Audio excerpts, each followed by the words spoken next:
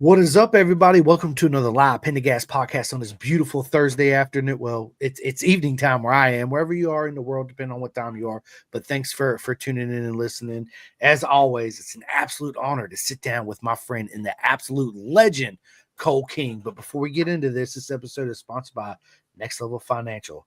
Take control of your financial future. Get your complimentary financial analysis today by Seth Starnes. And you guys already know what I'm going to say next. You need to go to bisontrack.com. Get you a full custom suit, specifically tailored and measured for you. It's 2025, people. Don't spend your money on an off-the-rack shelf suit. Don't do it. If you got one, make a purse or a backpack. Give it to your loved one for a Valentine's present, right? That's a good idea for next year, right? Or it's tomorrow if you hurry up and start on it now. But anyway, ladies and gentlemen, it's an absolute honor to sit down with my man, dude. Kole, what is up, bro? Not a whole lot. Staying warm, trying to. I think it's been a high of 7 or 8 degrees here all day long, and yeah. Bro, 7-8 degrees. It's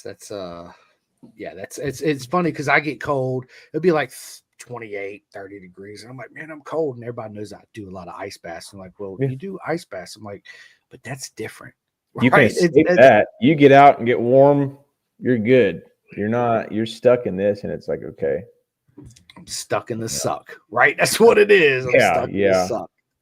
Oh, man. So listen, Kole, man, last time you were absolutely my friend, by far the longest podcast I've ever done, still to this day. Yeah, I've gotten quite a bit of shit about that because, I mean, I'll sit and talk anybody's ear off. And every time I see somebody like, man, dude, you talked forever on that podcast. Berkeley was like, Berkeley said that he started watching it, and then he's like, well, I'm going to go to a movie. So he goes in a movie, watches the whole movie at the movie theater, comes back out, we're still talking. I'm like, yeah, that happens. But you know what, dude? The energy, the connection, the story, man, it didn't even seem like it was almost 4 hours. No, because I blinked my eyes and I was like, man, it's actually late and I'm getting tired. And I looked down. Well, we've been on here for a minute. Yeah. That's awesome, man. But you know, it's a long podcast like that. I listen to long podcasts too, but I usually break it up in segments, right? Yeah. But yeah, it's I tell everyone that comes on here, all my friends, I'm like, look, an hour, there's really, since I've been doing this, you know, you think an hour is a long time. Once we do the introduction, we get into it. How'd you start, man? It's 30 minutes into it, depending on. I said, look, it was cool because when I asked Kole, it was literally like 59 minutes. He told us it was awesome, man. I was like, well, this is gonna happen we're going on this one. Yeah. But yeah, so listen, a lot's been going on. Hey, Rossi. When you're ready, come on in here, ladies and gentlemen. My son wants to tell everybody. Are you ready? I forgot I logged out of Twitch. Do you want to come in here and give your shout out? Tell everybody where to find you. I need to log in to show them. Okay, well, you can log in. You just tell them, and they'll follow you. All right. Okay, no, here. No, nobody's watching. People are going to listen to this. They're going to watch. Yeah, they're going to watch. We're live. It's recorded, man. Yeah, just because they're not watching right this second. I want to wait until people are watching. All right, we'll come back in here in about 15, 20 minutes then. That's weird. That's weird. Okay. Kids, you got to love them, right? Oh, yeah. I love it. So, yeah, man, last time, you know, we sat down, we talked pretty much your whole journey, which is absolutely amazing, from flat track, you know, starting out flat track, road racing, baggers, the whole nine. We met first time at Mid Ohio last year, was absolutely amazing. I met your dad, which is a legend too. And then so let's just pick it up from there. You know, 2024. How'd your season go, bro? It went really good. I mean, it had a little bit of a struggle here and there with the bike, and just learning a whole new platform to me, riding something different. Like I've said, I mean, I come from flat track, where you're racing either a single or a twin. And then when I first got into road racing, I had never touched road race, and then I hopped on a KTM 890 and then we jumped on a bagger, you know? So, I mean, it was riding the Triumph where it has 3 cylinders, torque curves completely different, you know, it was just a different bike to learn. So it's kind of just learning the whole rigmarole of, you know, of basically a new song and dance. And I mean, it did real well throughout the season. Laguna, I I like that place a lot. I've been there. This would have been my third year, and I got a 9th and a 10th, so I was pretty pumped about that. Let's see, we had some electrical problems at Washington. I was in there with Stefano Mesa. I think I was probably about 6th, 7th ish, somewhere in there in the rain, and it had electrical gremlin and just killed the bike completely. Got it fired back up. Then it died again. Found myself back in last. Worked my way up, but just kind of some stuff like that. Just figuring things out, figuring out what the bike liked, what it didn't like. And then Coda, we just didn't really have the legs for Coda. It kind of sucked. Coda felt like a kick in the back, but at the same time, overall, the whole season of learning a new bike and figuring that out, overall, everything was great. I mean, working with some of the people at Triumph, that's been great. I went to Sturgis, did the Streets of Sturgis AFT race. I had got my twins license back, and then I did the Adventure Tracker series out there as well. And that was a blast. That was cool to do. Since I made a main event, I now have a national number in AFT. So 55. So the way they do their number system is if there's no two people in different classes can have the same number. So if I had 55, but somebody else had 55 in the 450, I couldn't run it, even if it's in a completely different class. So I was going to try and take 80. That was taken. I was going to take 55. That was taken. So I went with 54. Not really much meaning there.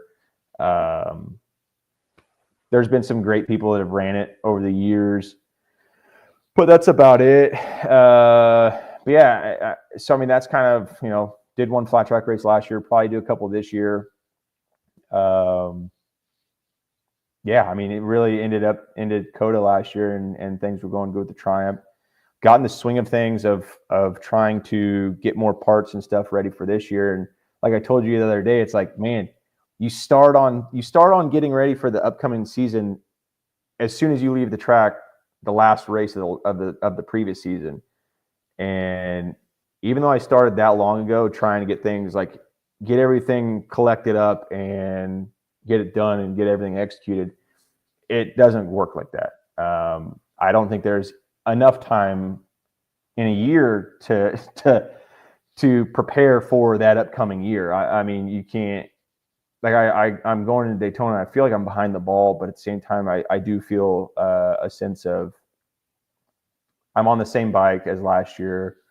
It's improved. I've improved. So I'm going into it feeling very good, very optimistic. So I think it should be pretty good. Oh, absolutely. And everybody on the team the same? Yeah.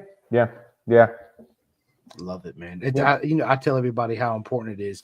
A lot of people, fans, they'll just watch, racing, and they'll be like, "Oh, well, Ryan Vickers went from, Yamaha to Ducati, but he's really not doing that good, right?" This is an example. I'm like, well, it don't mean that his talent level come down anymore. It's probably raised, right? Yep.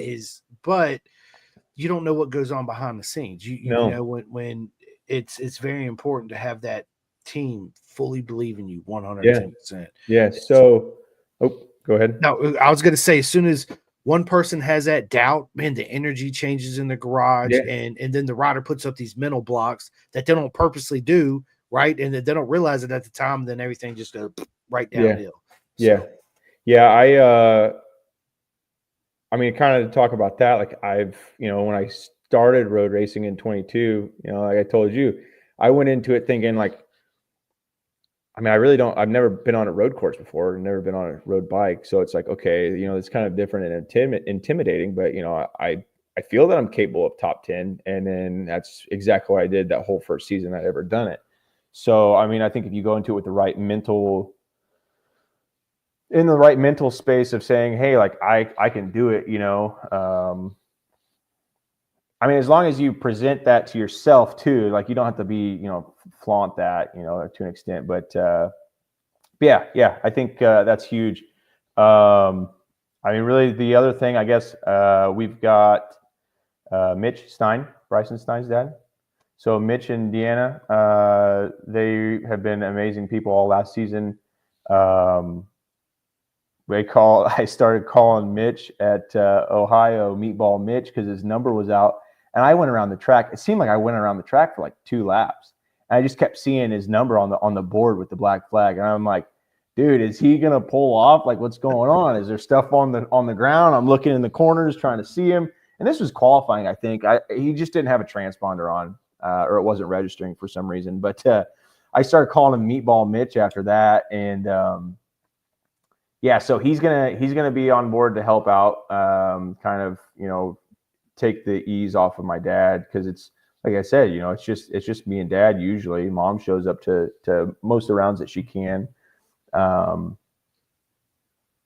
with Dad being, Dad's he just turned 70 this past year, and so he's old, and I do a lot myself, but it's hard. It's hard no matter what level of racing you're in. It's hard to play the role of mechanic, data, bike setup. Just everything as one person. It's hard. You don't ever have the sense of, okay, I'm relaxed. And then when you do relax, it's like, okay, like, oh, I can take a break for a minute. And then you're like, oh shoot, no, I got to go figure out where my grid's at. I go figure out, do this real quick. By the time you go do all that, then you come back and you finally sit down. And you're like, oh shit, I go out on the track in 10 minutes. So it's like you never got a chance to cool down or relax or any of that. By the time you change a tire, you go take your tires over to Dunlop, you fuel the bike up, you make these different changes, you go over why you're not doing good or whatever the case may be, and you're trying to figure all that stuff out. So, with having him on board for the season, I think that's going to help a lot. That'll take a little bit of load off my plate. Man, and major props to you, because the ones that don't, have a full, data guy, suspension guy, front tire, rear tire guy, tire warmers, all this. People, again, that's part of it, that fans just show up, they walk around the paddock, they see you sitting there, you go out, cool, right? But they don't understand the work that goes into hot pit, cold pit, dude. Yep. Tire warmers, generators, extension cords, tire pressure gauge. And when you got one person doing all that, it's hard. And like, I'd lie if I said someday I'd like to, how do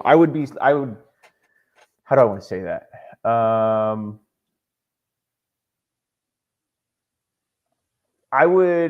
Someday I would definitely like to be to that point where I've got those people or I'm riding for somebody, but at the same time, it's also, I like the thought of being a small group, or just a more close to solo person, because in the sense of, it does run you ragged. What's being done. You know how much stuff is being done. You know that you've got all the bolts and everything accounted for. Everything's accounted for as far as what's done to the bike. So if you get too many people, too many hands in the pot, I think that's when some things can go wrong. Mechanical failures or stuff like that. So, you absolutely. Rossi, you want to sit down real quick and give everybody I a don't shout want to sit down. All right, here. Stand up. All right. Don't talk to me. I don't sit down. Well, you do you, boo-boo. So, listen, everybody, there's 3 people. It's 3 people. And all the other people that will watch this back over.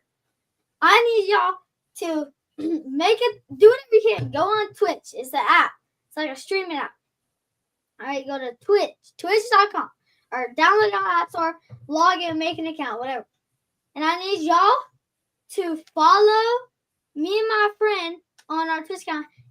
Our username is EDP_plays56. With a Z or with an S? With an S. With an S, okay. And then my account that I'm going to make right now is EDP_plays17. With the first, it's EDP_plays with a Z and then plays with a S. So plays. And then, but I haven't made it yet, so I'll tell y'all after. But yeah, please follow us, and if you can, donate to us. We need donation. We need cash money. Cash money, moolah. Yes, we need the money. Yep. Please, we're gonna be streaming like video games. So What games are you playing on there? Fortnite, GTA 5, Rocket League, Roblox. Well, you're gonna watch him play Roblox, but you can watch me or him play Fortnite, Rocket League. Well, you can't watch him play GTA because I haven't. But There you go. Yeah. We're also gonna play Jedi Survivors with him. So yeah, please follow us and maybe donate if you have that money. Like, comment, and subscribe. Follow, subscribe. Subscribe. It's a monthly payment. Yep. Like $7. EDP_plays56. I got it wrote down. Yep. Donate to us. Maybe Chris will put it in the link. Put a link in the bio. Yeah, put it in the link. I'll put it in the link. Yeah. I'll put it in the link. So yeah. My son was all excited, bro. I gave him that suggestion. I was like, maybe Chris will put the link in the bio. I absolutely I will. He called me today. Matter of fact, when I was at work, I was like, dude, Dad, bro, you got a podcast today? I was like, I do. He's like, dude, can I get on there and do my whole Twitch thing? I was like, absolutely, bro. Let it go. Oh, he's yeah, he is. Absolutely is, dude. Yeah, he's I love it, man. I love it. So anyway, Cole, continue, brother, man. Yeah, I mean that's pretty much it. Like I said, getting Mitch in, and that's, like I said, that's going to take a load off. That'll be awesome. Is he going to go to all the races with you? Yeah. Yep. Good. Yep. That's the plan, anyways. As long as everything works out. Nice. Because I remember he was actually pitted right next to you Jersey. I mean, Jersey at Ohio. At Mid-Ohio. Yep. And so, for everybody watching that hadn't seen the Moto America schedule again, tell everybody what tracks that you guys, Super Hooligans, actually be racing at. So, Super Hooligans does. We go to Daytona. Start the year off at Daytona, doubleheader. Atlanta, doubleheader. So all the rounds are doubleheaders, but we do Daytona, Atlanta, Washington, Laguna, and then Ohio. Like I said earlier, it's one of those things that once Ohio hits, I think it's going to just kind of be okay, well, now what do we do? It's like our off season is going to be so long because it's not like Kole. You're one race away from being the last race, wasn't it? Yeah. So it was an easy off season, but now it's like we're going to be done in Ohio, and then we're just going to sit and twiddle thumbs watching Moto America rounds, the rest of the year. Or some flat track racing. Yeah. So like I said, that is a plan. I do plan to do that. It would be cool to throw a full fairing on my bike and maybe do some super sport stuff, but I think that kind of might be out of the realm of reality because I do have a different ECU that's only allowed in Super Hooligan and not super sport. But that would be cool too. I think it'd be a neat opportunity to do. So did the rules change at all for your particular bike this year in Super Hooligan? So the Triumphs are now, we've got an open ECU that we can run from UK Race Support. I'd been talking with Steve Ward over there. I believe he's the owner. But either way, I've been talking with him for quite some time, and they do a lot of 765 parts, a lot of Triumph parts in general. I've been talking with him, and I've been personally looking for an ECU solution. The Mectronic is great, but the amount of money that you have to spend to get into the Mectronic versus the Delta 700, which you then get the same outcome at the end for a fraction of the cost. It kind of was a no-brainer, but I had to get that approved. So I basically brought Teague to the table with Steve, and I said, hey, this is from a racer perspective. Like, I'll let you guys deal with whatever, but this is what the Mectronic kit fully costs, and this is what the Delta ECU kit fully costs. I said that you can get the Mectronic kit for just the ECU for $1,500, but then you've got to buy the switches, the dash. You've got to buy all this extra stuff, and it didn't make any sense where you could buy that Delta 700 ECU, just the ECU, and plug it into a basically stock wire loom and run stock switches, stock dash. If you wanted to go that route, so then you're only in it for $2,500 versus I think it was like 8,100 or something like that for the Medtronic. So yeah, I got that approved. That's awesome. I don't know really of much other rule changes. There's some stuff with suspension. It can't be over a certain amount. The brake rotors, we can't go over 320 millimeter front rotors. We can't spend, like, there's rules on the calipers now that you can't spend X amount of dollar over the caliper if it's not a factory style caliper. So it's got to be an approved Super Sport, stock 1000. It can be any of those calipers that fit on those bikes, or it's got to be an OEM.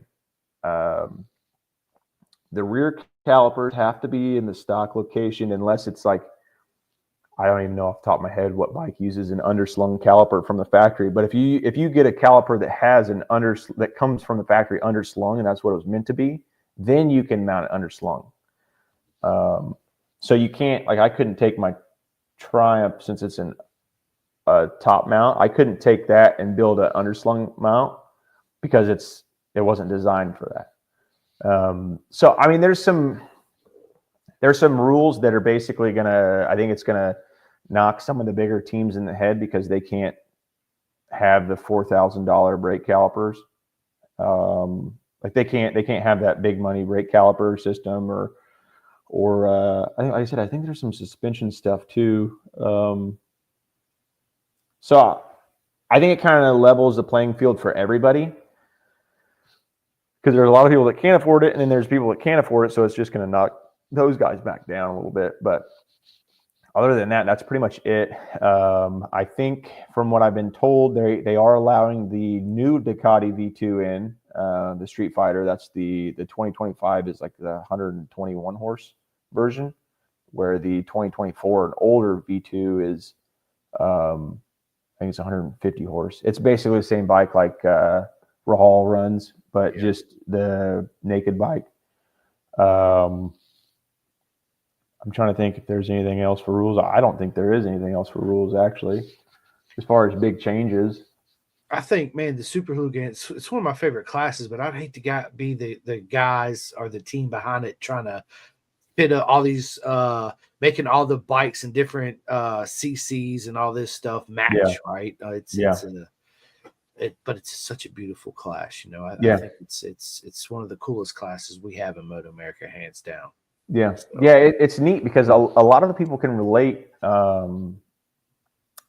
because they ride to the track on that Ducati Hyper Motard, or they ride to the track on their Pan America, which I don't know how relatable that is, but I mean, you get what I'm saying. You know, a lot of these guys have these bikes in their garage. You know, the Yamaha MT-09s, the Triumph 675. Yep. So I mean, it's. Yeah. I think it's a great class. I think they're doing a pretty good job for keeping stuff in line to an extent. I think there could be a little bit more restriction on the Harleys. I know that might be kind of controversial to say, but at the same time, I mean, the class is ruled to 128 horsepower, but then you're letting I think it's claimed 160 horse or 158 horse or something like that. You're letting that in, even though they're running a stock Sportster airbox setup, or they were anyways. I guess now they're able to run their velocity stacks, which, I mean, we've seen how that went last year. They're whooping up, but I mean, I don't necessarily agree with it. But I'm not a person that's going to show up with pitchforks and be like, "Oh, you guys need to, fix this stuff right now." I'm not. I think it kind of sucks, but at the same time, I guess it is what it is. I think overall they are changing stuff to an extent. That's probably one of the only things that I would say that needs to be kind of reevaluated.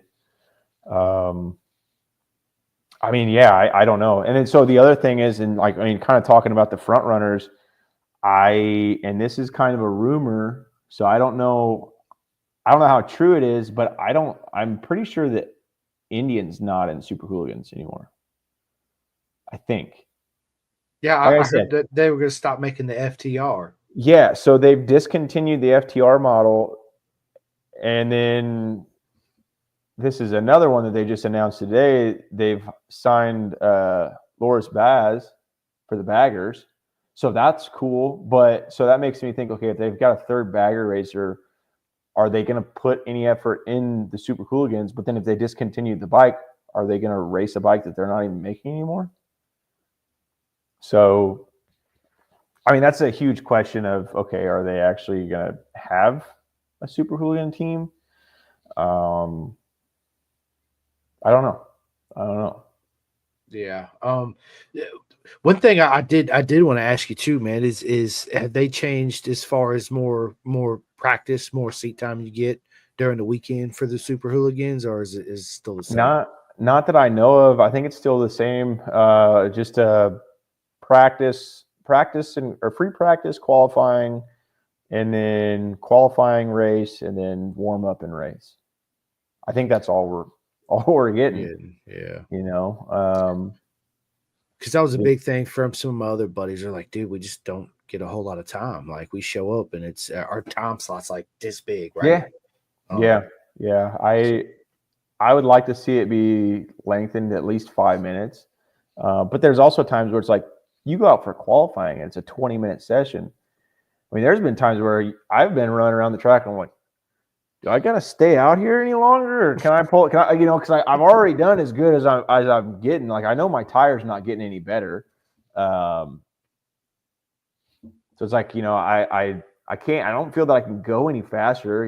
At least for now. Usually, anytime I get out there, I end up being by myself. I try to get behind people, and then I catch them look back about halfway through the lap, and they'll see me, and they'll be like, "All right, let me just pull over here." And it's like, oh, okay, cool, yeah, like I'm trying to get a good qualifying time, dude. Just drag me along. Keep going. Right.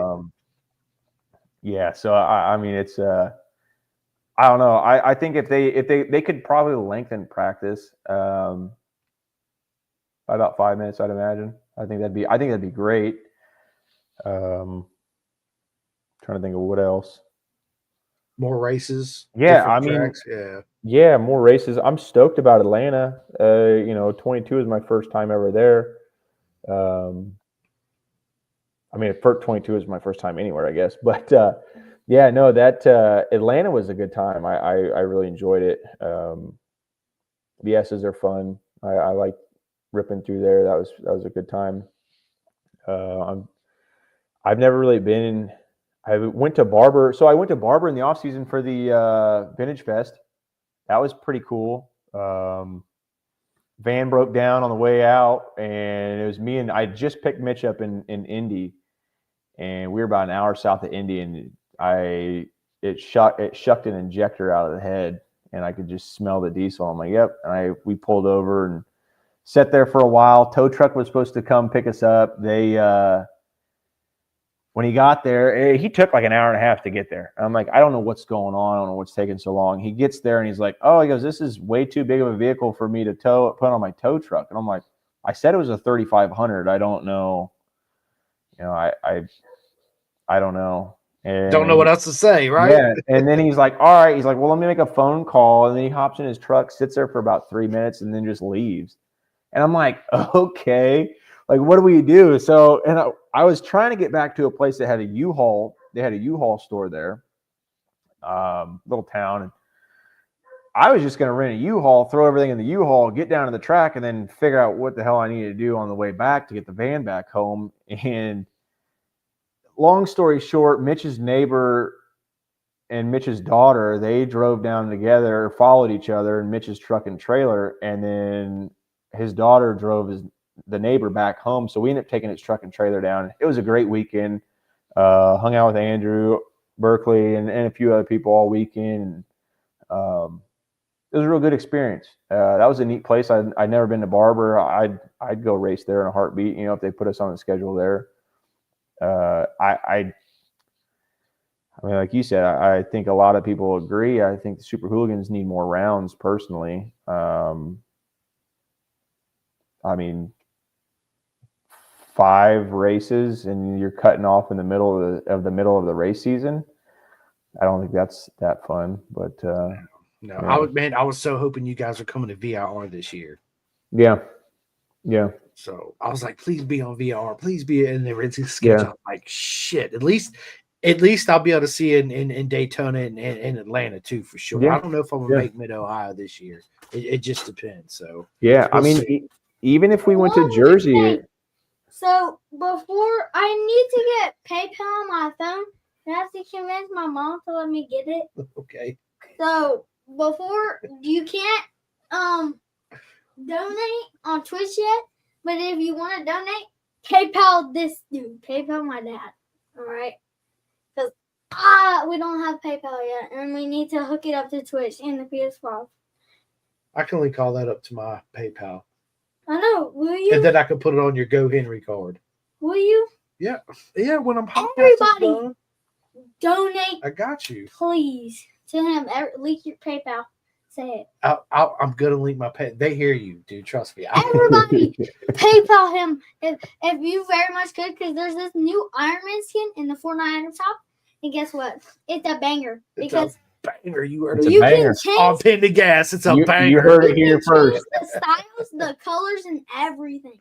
I love it. And all you gotta do is donate. So just donate, please. Please. You hear what Bobby said? She said, "Are you harassing him on his podcast?" Yeah, well, she can't stop a businessman. She can't. Hey, don't knock him down. Don't. That's it. That's it. If you can make money off this, I can make money off Twitch. That's a fact. So PayPal him for me and my friend, please, and thank you. You're welcome. Everybody who does, y'all are the best people in the world.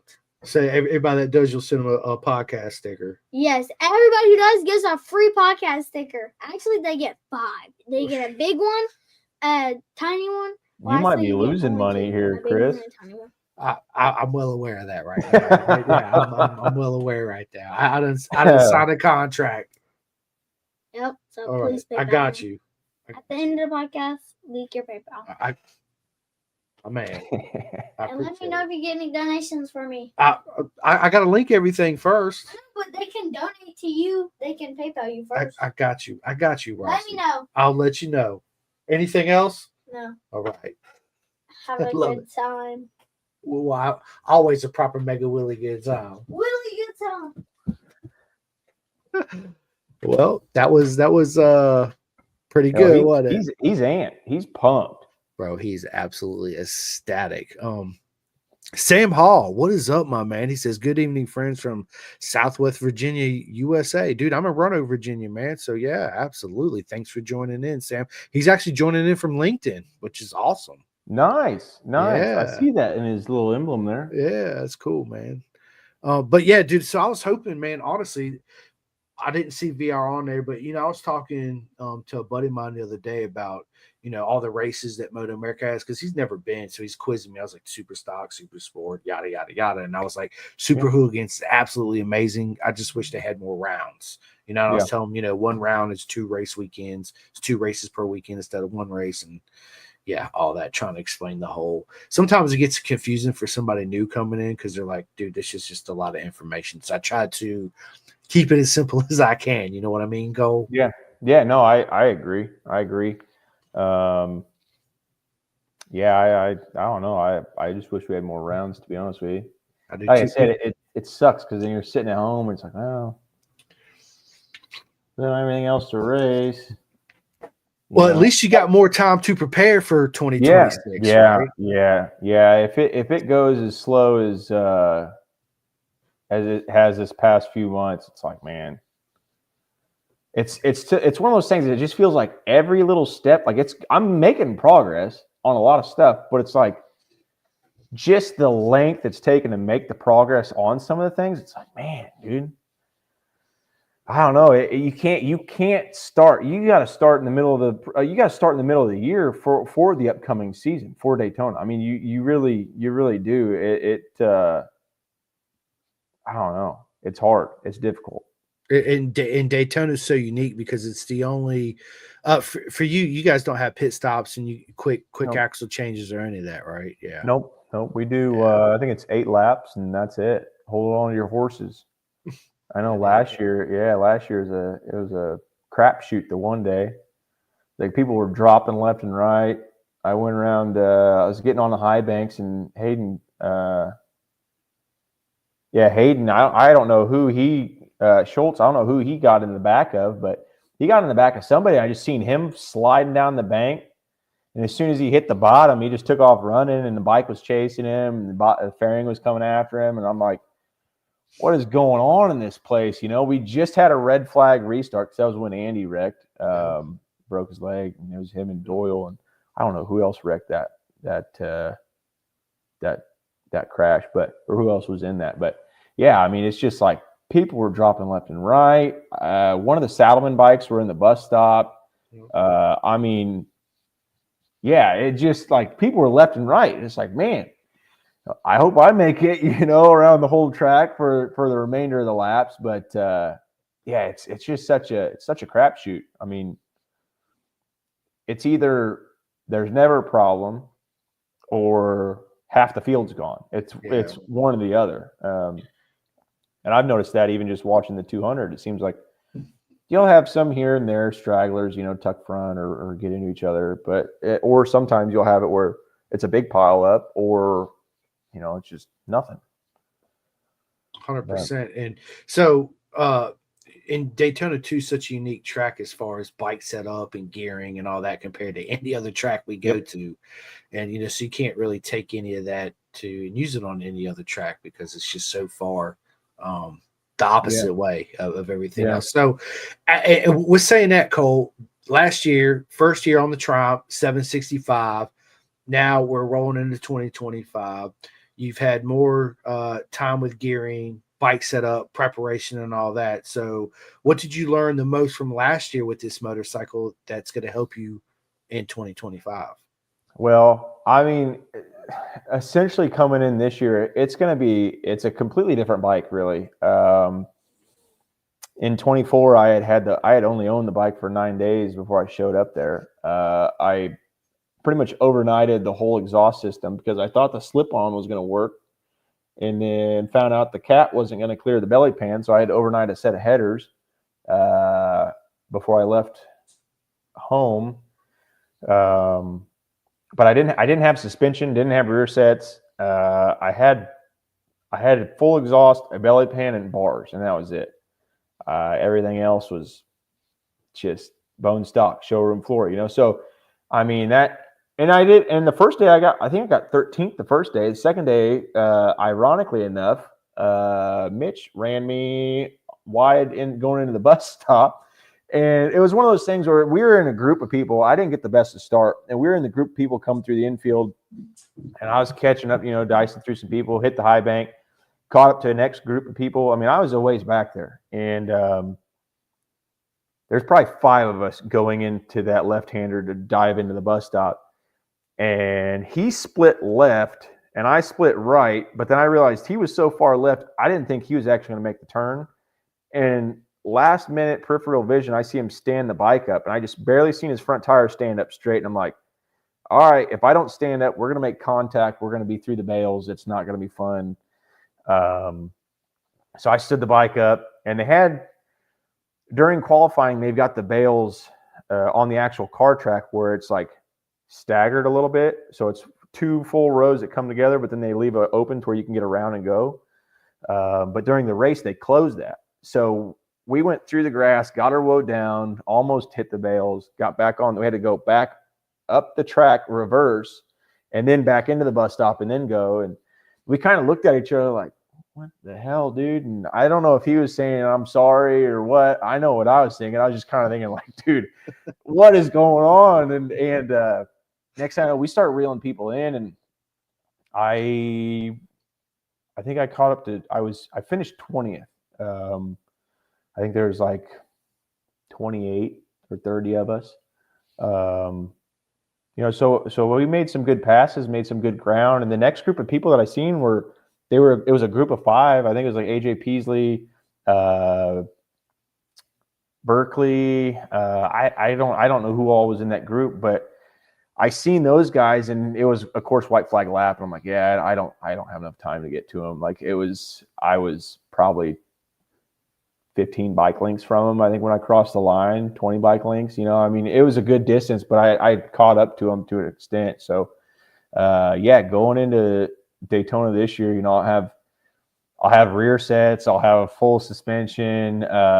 Made some other changes to the bike, so I think going and I'll be more on my game. Like I said, it's kind of one of those. It's a breath of fresh air where you're like, okay, I've been on this bike for a season. I've kind of now figured out the ins and outs. Like, I'm comfortable on it. I know what we've got going on. So it's not like you're just going into something with like, oh, well, first time back on this bike or first time on this bike at all, and you're trying to learn it, and you don't have any of those thoughts. It's kind of like, I know these characteristics. So it's like you said with Baker last night, or yesterday. I watched it today. Yeah, I watched it today, and what'd you think? It was good. It was really good. Like you said, with different bikes, it's like girls or whatever. They each bike has its own characteristics. So you once you get on something, it's if you stay with that bike, you'll know how it rides.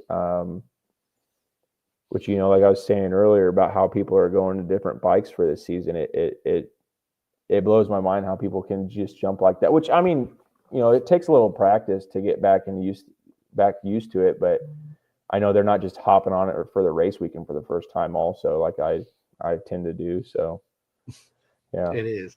It's I mean, that's the best way I can explain the differences between bikes, because you just look at it, you're like, well, the Yamaha from the Ducati, one's red, one's blue, yada yada. I'm like, nah, dude, they're so different in personality, characteristics, the way they like to dance, the feelings they give you, the emotions. You got to wrap your head around that and change your body position and your riding style to suit the bike, and the whole game. So it's it's a beautiful dance is exactly what it is. So last year, proper mega season, by the way, man. I was super pumped, super proud of you. What you achieved.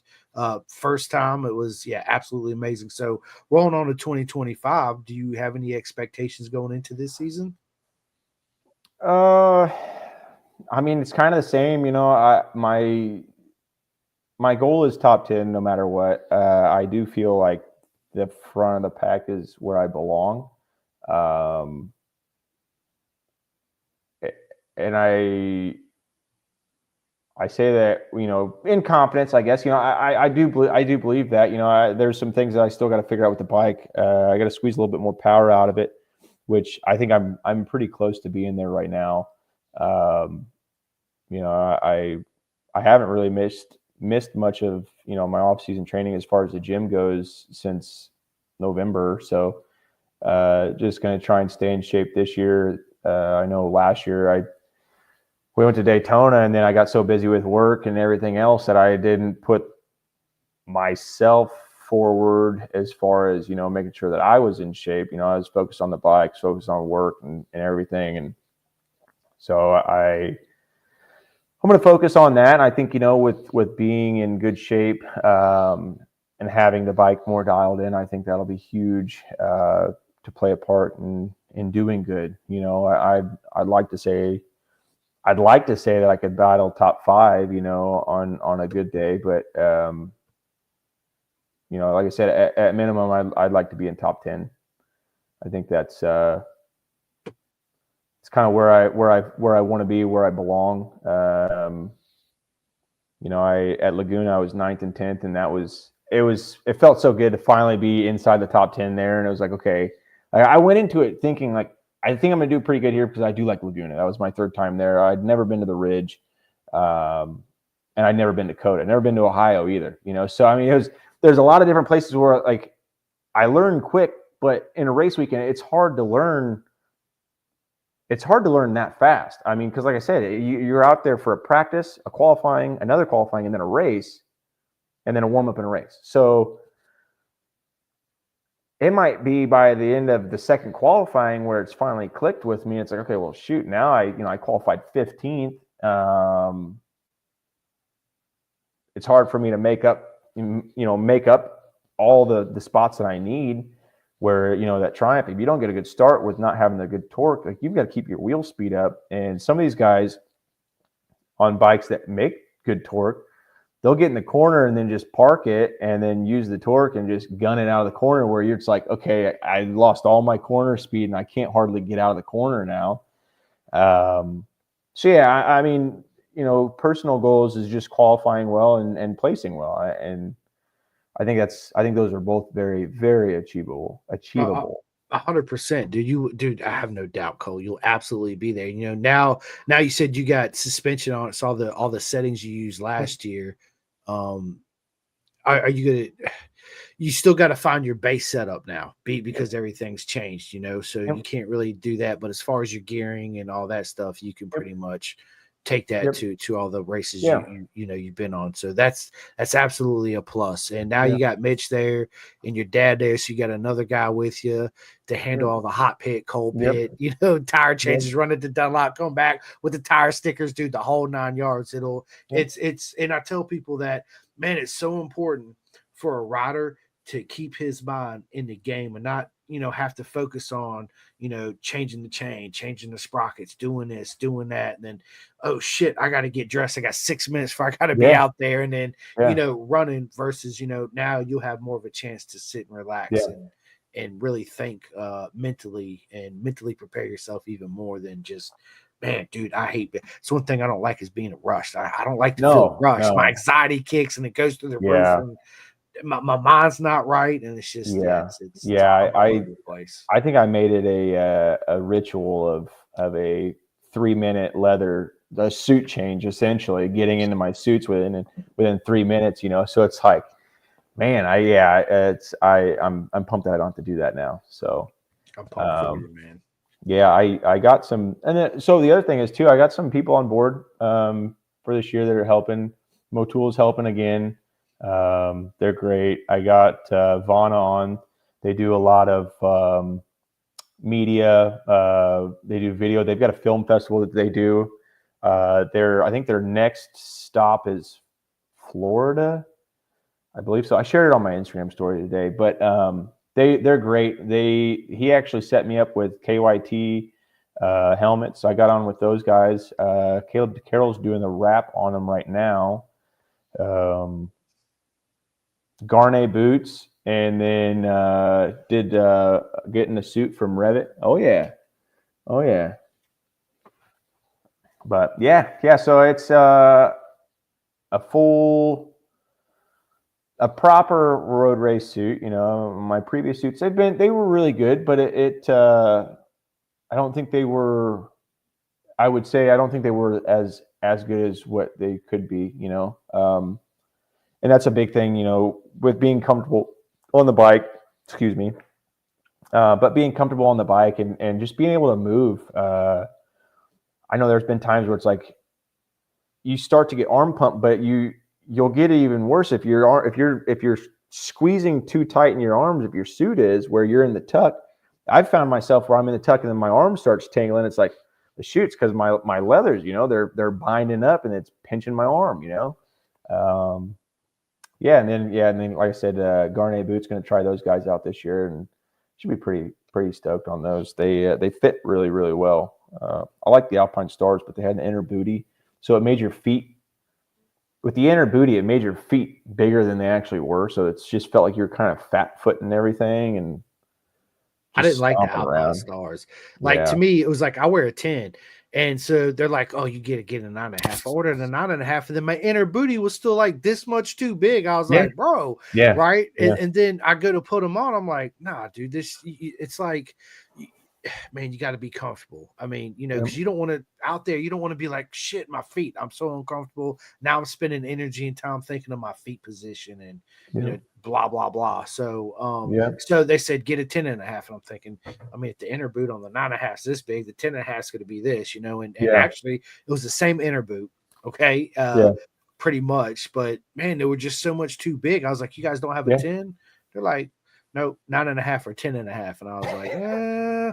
So I ended up sending them back and I ended up buying me. And this was before Bison come out with their new boot. I bought a pair of Formula Flows, size 10. As soon as I put them on, I was like, yep, this is the jam right here. So yeah, it is, dude. I need to get you hooked up with Bison next. Well, it's 2025, 2026. I need to. I've gone through them. I'm guilty. I'll buy him out of knee pucks every race weekend. You know, I like his pucks. I've ran his TPUs quite a few times. I ran his wood pucks. I've got his undersuit actually. I put in for the herd for this year and didn't get it, which is fine. But yeah, I mean he's got great products. I like his undersuit and I love his pucks. They feel nice. Those TPUs, like they're like he said, they're like a plastic rubber compound, and they don't grip as hard. They slide, kind of have a little bit of a bounce effect. But yeah, they're comfortable. I like. They got them. great feel.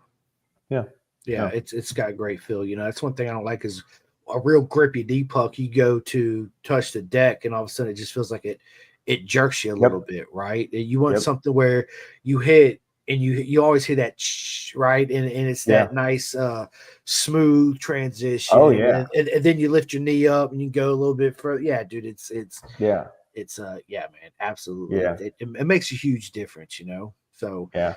So what else is new? You got any more exciting news going on happening this year?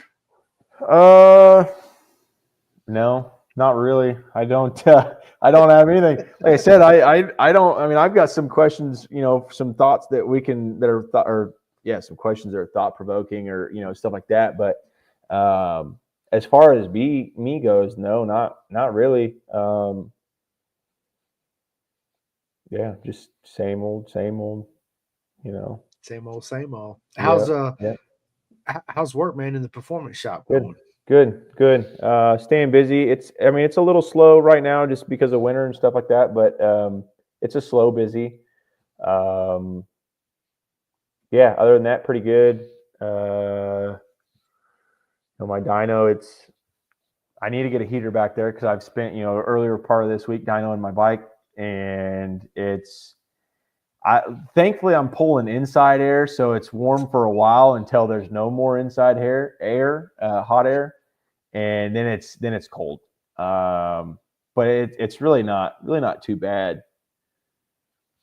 Yeah. So you see, I see you looking at, Yeah. My good mate, Alan Digger Grayson, bro, what is up? He says, morning, Chris and Cole, keeping out for Luca Allen Racing Mega News. Yeah. So, my good buddy, Luca Allen, I had him on last year, 2024. Yeah. At the beginning, BSB, he raced in the GP2 class, which is different in the 600 super sport class. Real quick difference, in the GP2 class, you're allowed to have a essential Moto 2 bike, but everything else is stock. You get all this chassis adjustability, or you could run like a R6, a ZX6R. You're allowed to have motor work, but you're not allowed to have any chassis adjustability to it. So it kind of evens out, right? Which, if it was me personally, I would have went to GP2 anyway, because it's a little bit more upfront cost at the beginning, but it stays the same throughout the year. I don't have to $10,000 motor rebuilds, right? Which you're going to have to do throughout the season. So I met Luca at Mid Ohio. Did I introduce you to him? No, but so prior, because I remember watching your podcast with him. And then I remember you told me that he was going to be there, and I seen him walking around or whatever. But yeah, I've been kind of watching him a little bit, and I seen that Moto America made the post about him again today, and it's exciting Moto. stuff. I can't wait. It's I love to see. It's good for us. It's good for our sport to have the Europeans come over here. You know what I'd love to see, man, or kind of start I've been thinking about how to do it or talk to is we need to have like a you remember the foreign exchange students friends when you was in school, you could write somebody and they write you Oh, back yeah. and your friends and all that. Why can't we have that in road racing again, right? Where Cole King goes over there and races in, the GP2 super sport or super I'd stock. do it. Yeah, I'd I do know it. you would. And Hey, then if we would anybody's and listening who needs an open ride, I'd go over there in a heartbeat and ride it. heartbeat, baby. Let's go, right? And then we get their rider on their team in exchange, and Yeah. it's good for everything. It's good for the Yeah. whole sport. And now we'd have, European sponsors interested in Moto America and United States sponsors interested in theirs, which grows their sport, right? So Yeah. but Alan, it's proper mega news, man. I'm super excited. I can't wait to hang out with my buddy Luca again. It's always one of my favorite things is, Cole, and everybody knows is, man, when I sit down with my friends in pod and then we finally meet in real life, it's full circle, man. It's nothing but laughs and all that good stuff, So man, it's freaking awesome, dude. Cole, we're 55 minutes into this, man. It goes by too quick. It always does. It does. So I had a couple questions for you. So like I said, Okay. Loris Baz, he's going to Indian Baggers. Yep. Did you see who else is going to Indian Baggers? Not factory Indian, but Baggers in general. I can't. No, not off the top of my head. I seen it in the article release for Loris Baz. Cam Peterson is on the SDI Indian Bagger.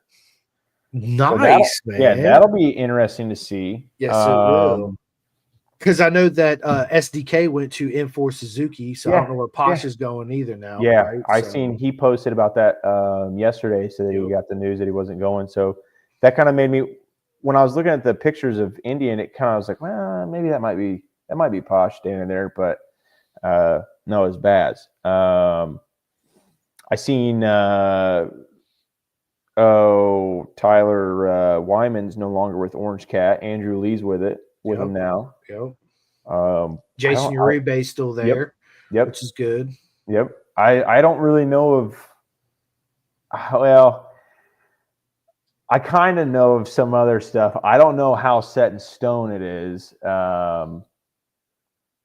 Black pudding. I'm sorry. I'm reading that comment. What? No, okay, so I seen that and I had to say something about it, bro. So it's not black pudding like we have in America, right? And Alan, I think I've heard about it. I've heard it, bro. Dude, it is the most horrendous shit I've ever tried in my life. You either love it or you hate it. And I think that's exactly what I'm thinking it is. Yeah, it's horrible. But Alan, dude, since some of those UK gummies with Luca, that's what I want. Yeah. Y'all's gummies are absolutely amazing for sure. But dude, so the black pudding Cole, if you ever go to the UK, I mean, I'm a firm believer, bro. Our life's this long, dude. Just try it one time. Just take it. You might love it, right? Yeah. But me, I got 3 chews in it and I spit it out. Daniel, I was like, bro, what are you doing to me? And then right after that, Cole says, well, we have white pudding too. I was like, dude, I'm done with your pudding. Like, I'm good. I'm maybe next trip, right? So, if it's not vanilla or tapioca, I'm out. 100% out. Dark chocolate, I'm this way. Exactly. Yeah. It's hilarious. Yeah.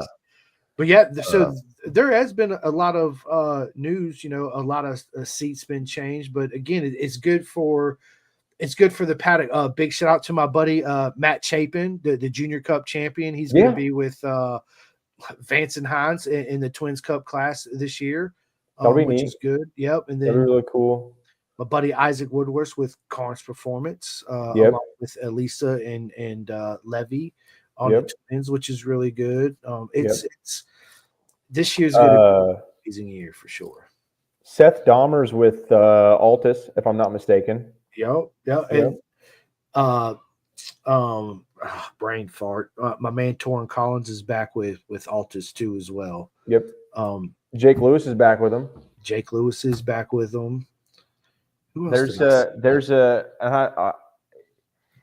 if it comes to fruition, I'll text you when I find out fully. I kind of know that they're going to it in Super Hooligans, but there's going to be a third rider for a team in Super Hooligans, and I think minus one rider in the baggers. I gotcha.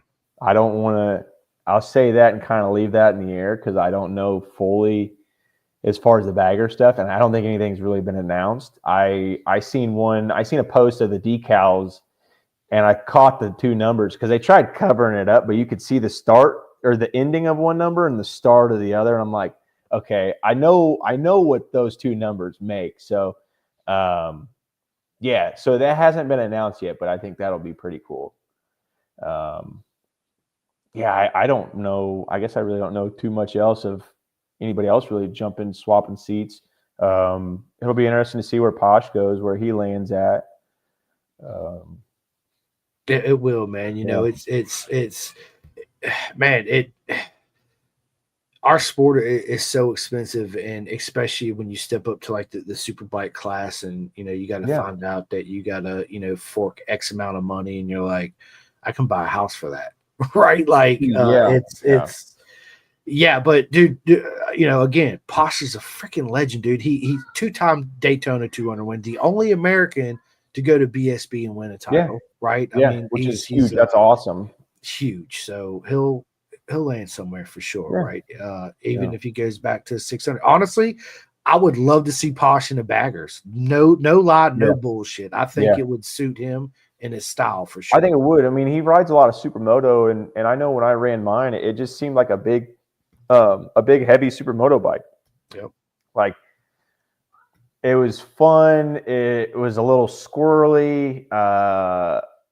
It just, I don't know. It was neat the way that it handled. I think he's tested on one, if I'm not mistaken, but I think he'd do good on one. I do too. Yeah. And then, so Troy Heffross is still with Indian. Yep. Troy and Tyler are. Yep. Tyler O'Hare. Yep. It's those two are class act, right? Oh yeah. Tyler is. So when I first got my bagger, I went and did a Dunlop had a tire test at Road America, and first time ever riding the bagger in general. We got up there, and it was kind of like raining a little bit in the morning, and I'm like, we drove all the way up here. You know, it's only 5 hours from me, but I'm like, we drove all the way up here. Like, we might as well buy some rain tires and throw tires on it. Like, I didn't really want to go out my first time ever on the bagger in the wet, but I was like, whatever. You know, they'd already gone out I don't know how many times, and I go out there and I could hear Tyler coming, and he passed me, and then he slowed down, and he just rode right in front of me and just was kind of like, you know, making sure I was there and kind of like showing me with his hand like where to go. And I mean, he is one of the nicest guys in the paddock, I think. I know, you know, battling with him, it could probably get pretty heated, obviously, but he's a fierce competitor, but he's one of the most respected people on the track. I personally believe, you know, I mean, it doesn't matter if you're on Indian or Harley, he's happy to help or talk with you or, you know, give you pointers or any of that. Oh yeah, he was amazing when I met him at Jersey. We sat there and just chatted cats it up because he come. I seen him. I was like, Tyler, what's up, man? He's like, you're that guy. I was like, what's going on, man? Forget about me. It's about you, right? And he's like, cool shirt. You know, I had that pink, blue, all that. And man, we just got to talking. And dude, he's such down to earth guy. You know, I've been in this game a long time. You've been in this game a long time. You know, you meet certain riders that have a certain aura. Is a nice way to put it around them, right? Yep. And you know, when you meet him, you're like, he's cool, but there's something there. You know what I'm saying? I don't think I'll be having black pudding with that guy anytime soon. One of those, you know. Me neither. 100%. That's a good way to put it. I ain't no black pudding anytime soon with him. Yeah. I love it. Yeah. Oh, there's some people that are like that, and it's like, you know, the world's not out to get you. But I mean, at the same time, like, I mean, I've seen people that they're in don't talk to me, I'm in kill mode during the race weekend, you know, but outside of the race is the best person you'll ever be around, you know. So I mean, it's just kind of that mentality of being at the races, I think, too.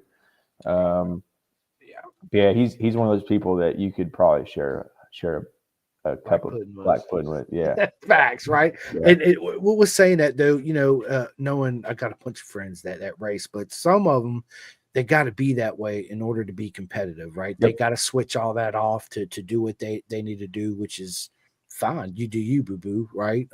Yeah. I mean, it's yeah, but some people got to have that to have that competitive Yeah. deep down drive, you know. Yeah. And see, it's funny because it's like, listening to Brad, like Brad was always, he was serious at the track. Yeah. But he also, like he said, he had a good time. Yeah. Like I remember, so he brought up the story about going to Springfield for the first time ever. And he rode with Sammy Halbert in the school bus, the cool bus. And, I was on 50s at the time. So I don't think that he knew who I was, at that age. Cause I think he's on 65s or 85s because he's a few years older than I am. But we were pitted right next to each other in the campground. And them boys, the Halberts and then the Bakers, everybody, they're all loud, carrying on. The dads are having a good time, drunk. And I remember me being like 6 years old. I'm like peeking out the blinds, like, damn, dude, these guys going to go to sleep anytime? They're leaning up against the camper. And mom and dad, I think they were kind of irritated because like we're trying to like go to sleep or whatever. They're bouncing off the camper and all that stuff all night long. And no, it was just one of those things that he brought that up. And like I've always just remembered that conversation or that scenario in my head. And yeah, they had a bus, Halberts did, that was a cool bus, and they ran around. And then you had the Cool Skunk Kids, and I think it was Rispoli, and there's a few people that rode on that team, but JD yeah, Beach. Yep. Yeah, that was one of those times. It was funny. I heard that, and I'm like, yeah, you guys parked right next to me, and kept us up all night long. The whole Nationals week. And I think one day I don't know if Dad said something to him or not, but it's like, hey, you guys got to go to bed a little earlier, or at least stop like bouncing off the camp, or one of the two. Right. Yeah, no, I mean, I've always kind of been that way. Like, yeah, I go to race, but if you can't enjoy it, like it's not, when it becomes work, it's almost not fun. You don't get in a good mental space.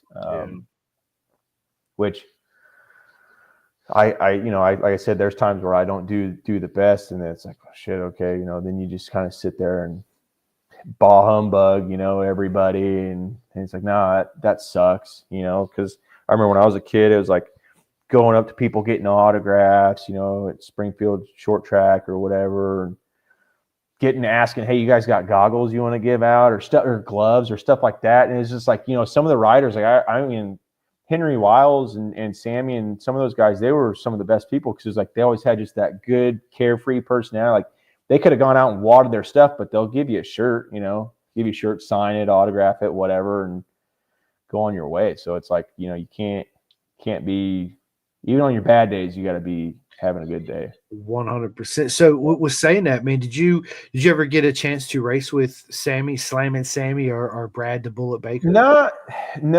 Well, I think I raced with Brad a little bit. Sammy would have been expert at the time. So I had turned pro flat track in 2012 when I was 16. I think I raced with Brad a little bit that first year, and then he went to Twins and halfway through 12 or maybe 13. I can't remember his exact timeline. I mean, we've kind of done, I think we've done some, like he said, I think we've done some outlaw races together. I keep bouncing this table, but I think we've done some outlaw races together, but other than that, not like an actual national.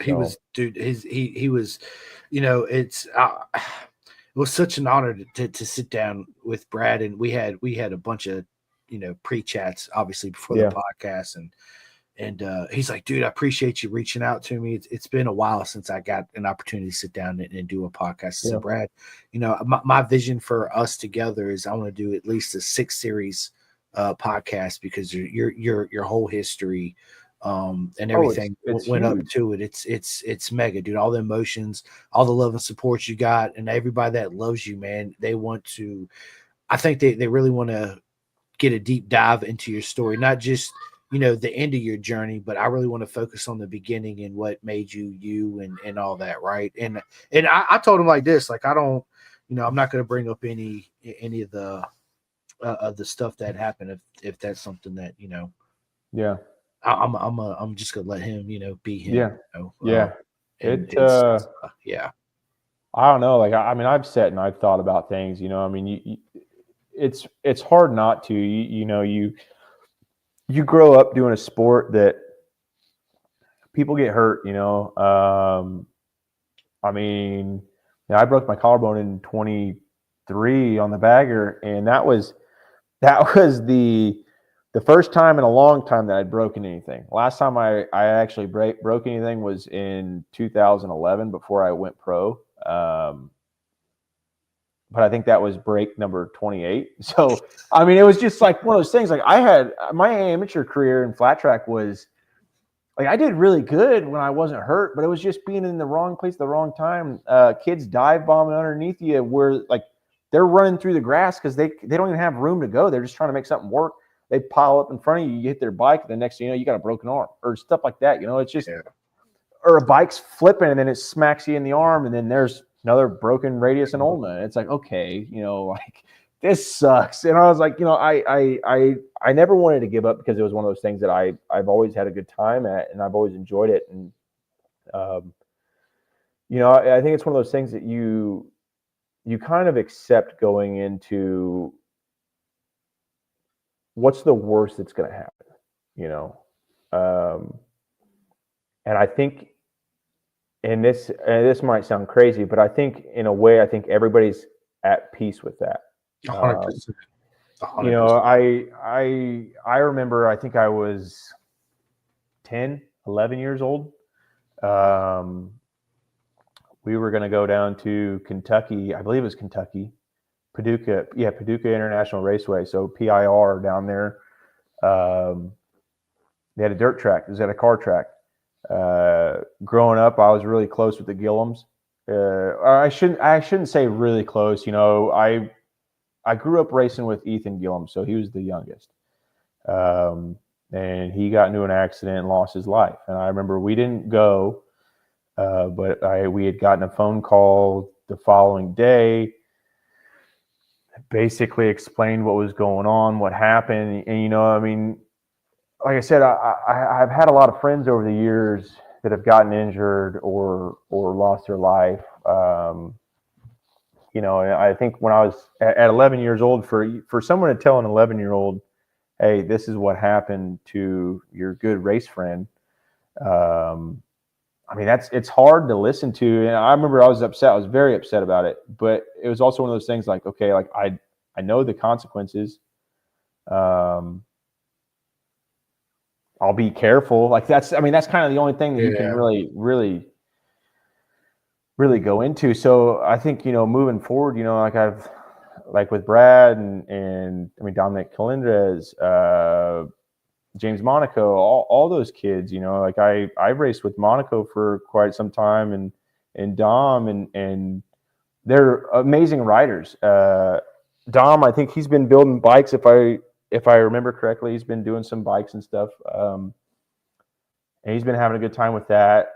Monaco, he got into shifter carts, and then he got into Outlaw, they're the Outlaw go-karts. They got the 450 dirt bike motors in.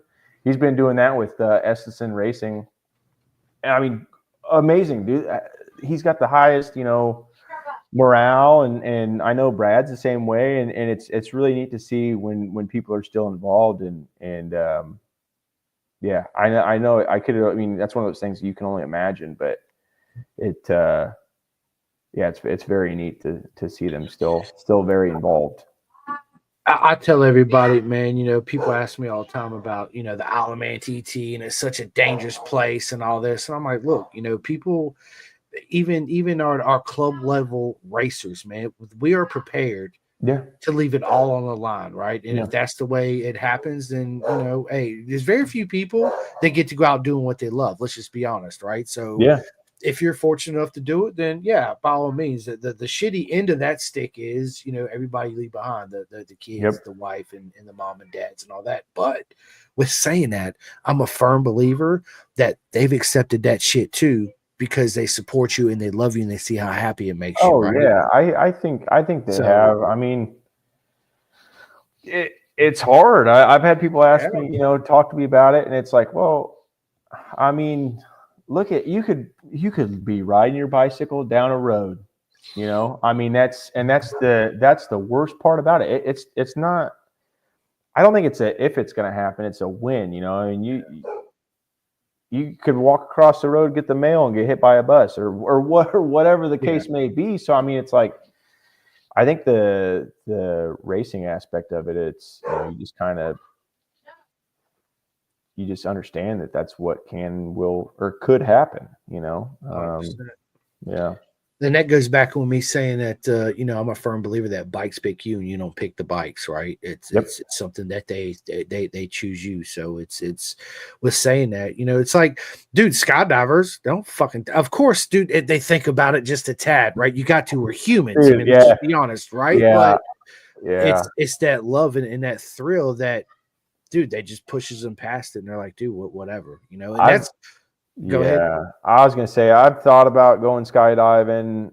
I don't think I could ever do it, to be honest with you. I really don't. I've had friends that I got a kid that I'm real good friends with that he races moto, rides a lot of moto, I guess, and I usually try to ride moto with him, but he's like, "Oh, dude, you'll never go skydiving?" I'm like, "Nah, I don't think so." He's like, "Oh, I've been so many times. It's the most, He goes, "It's the only thing that I can compare to racing a motorcycle, the amount of adrenaline that you get out of it." And that's what I think he took his wife and she did it. And she was like, "Okay, I get why you race motocross." I'm like, "Yeah, but I don't want to, these are some strings that I'm pulling that might not be attached or might have a failure. Like, I don't want to go out on that. That's not how, I'm sorry." And he's like, "Yeah," he goes, you do 100, 160 mile an hour, but you won't go jump out of a plane." I'm like, "Nope. It's perfectly good plane. Why do I want to drive or jump out of that thing? It's got wings and a seat for a reason." Right. But was saying that, man, that's how I come over my fear of heights is what's the most extreme way you can jump out of a plane. So I went skydiving. It was, dude. So real quick, I'm gonna take you down this journey. My friends show up from Virginia. I'm in Arizona. They're like, "We're gonna go skydiving." I was scared shitless of heights. We'll be there with you. Let's go. Okay, I'm not gonna be a wussy. I'm going. Let's go. 3-hour drive there. In my mind, I'm thinking I'm shitting myself, like literally sweating, anxiety like it's never been. We show up, and this don't help the matter at all. We get there, we sign a waiver. If you die, you can't sue, all this shit, right? So we go in this room, bro, and they show us this video. Half of it's people dying, and half of it people's having fun. And I'm literally sitting there, and everybody can see the look on my face. I was like, I really don't want to do this. Like I'm shaking. Like that's how bad it was, right? So, but then when we all get in a circle and they're like, "Okay, who's first?" My buddy Richard said he'll go first, and I was like, "I'll go second," because I knew if I didn't do that, I wouldn't have done it. Yeah. And I get in the plane. There's a gap in between the door like this, and it's only a one-seater, and that's where the pilot sits, right? So my back's against the pilot. The dude's at the other end. The seatbelt's across my leg and across his feet, and the dude's asleep the whole time. Yeah. And I'm just watching the earth just get smaller and smaller, and I keep looking at him, and I keep looking at the ground, and I'm like, fuck, right? So finally, dude, I grab his feet, Kole, and I'm like, dude, you are freaking me the fuck out. Like, I'm losing my mind. He looks at me, bro. He grins, and this is all he says: "You're jumping out of this plane. We're not turning back around." And goes like this, right? And then I was like, oh shit, like you just set my shit higher than I thought it was going to be with my anxiety, right? Comes to it. It's time to go. I remember just grabbing the dashboard, bro, and I remember looking over at the pilot, and I just see this row of teeth, like the old TV series Hee Haw, right? Yeah. And because he sees the fear in my eyes. Funny thing is, once we get all strapped in, he opens up the plane. There's a little handle and a little platform. He says, "Look, grab that handle. You're not going to fall. Grab the handle. Put your right foot on there."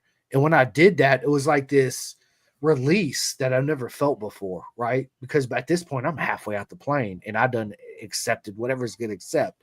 And to be honest with you, dude, it was the best thing that I ever did in my life. It was besides lining up on the grid and doing the race and all that, everybody in the turn one, right? Which is absolutely amazing. But this is that fucking close. No bullshit, dude. I don't.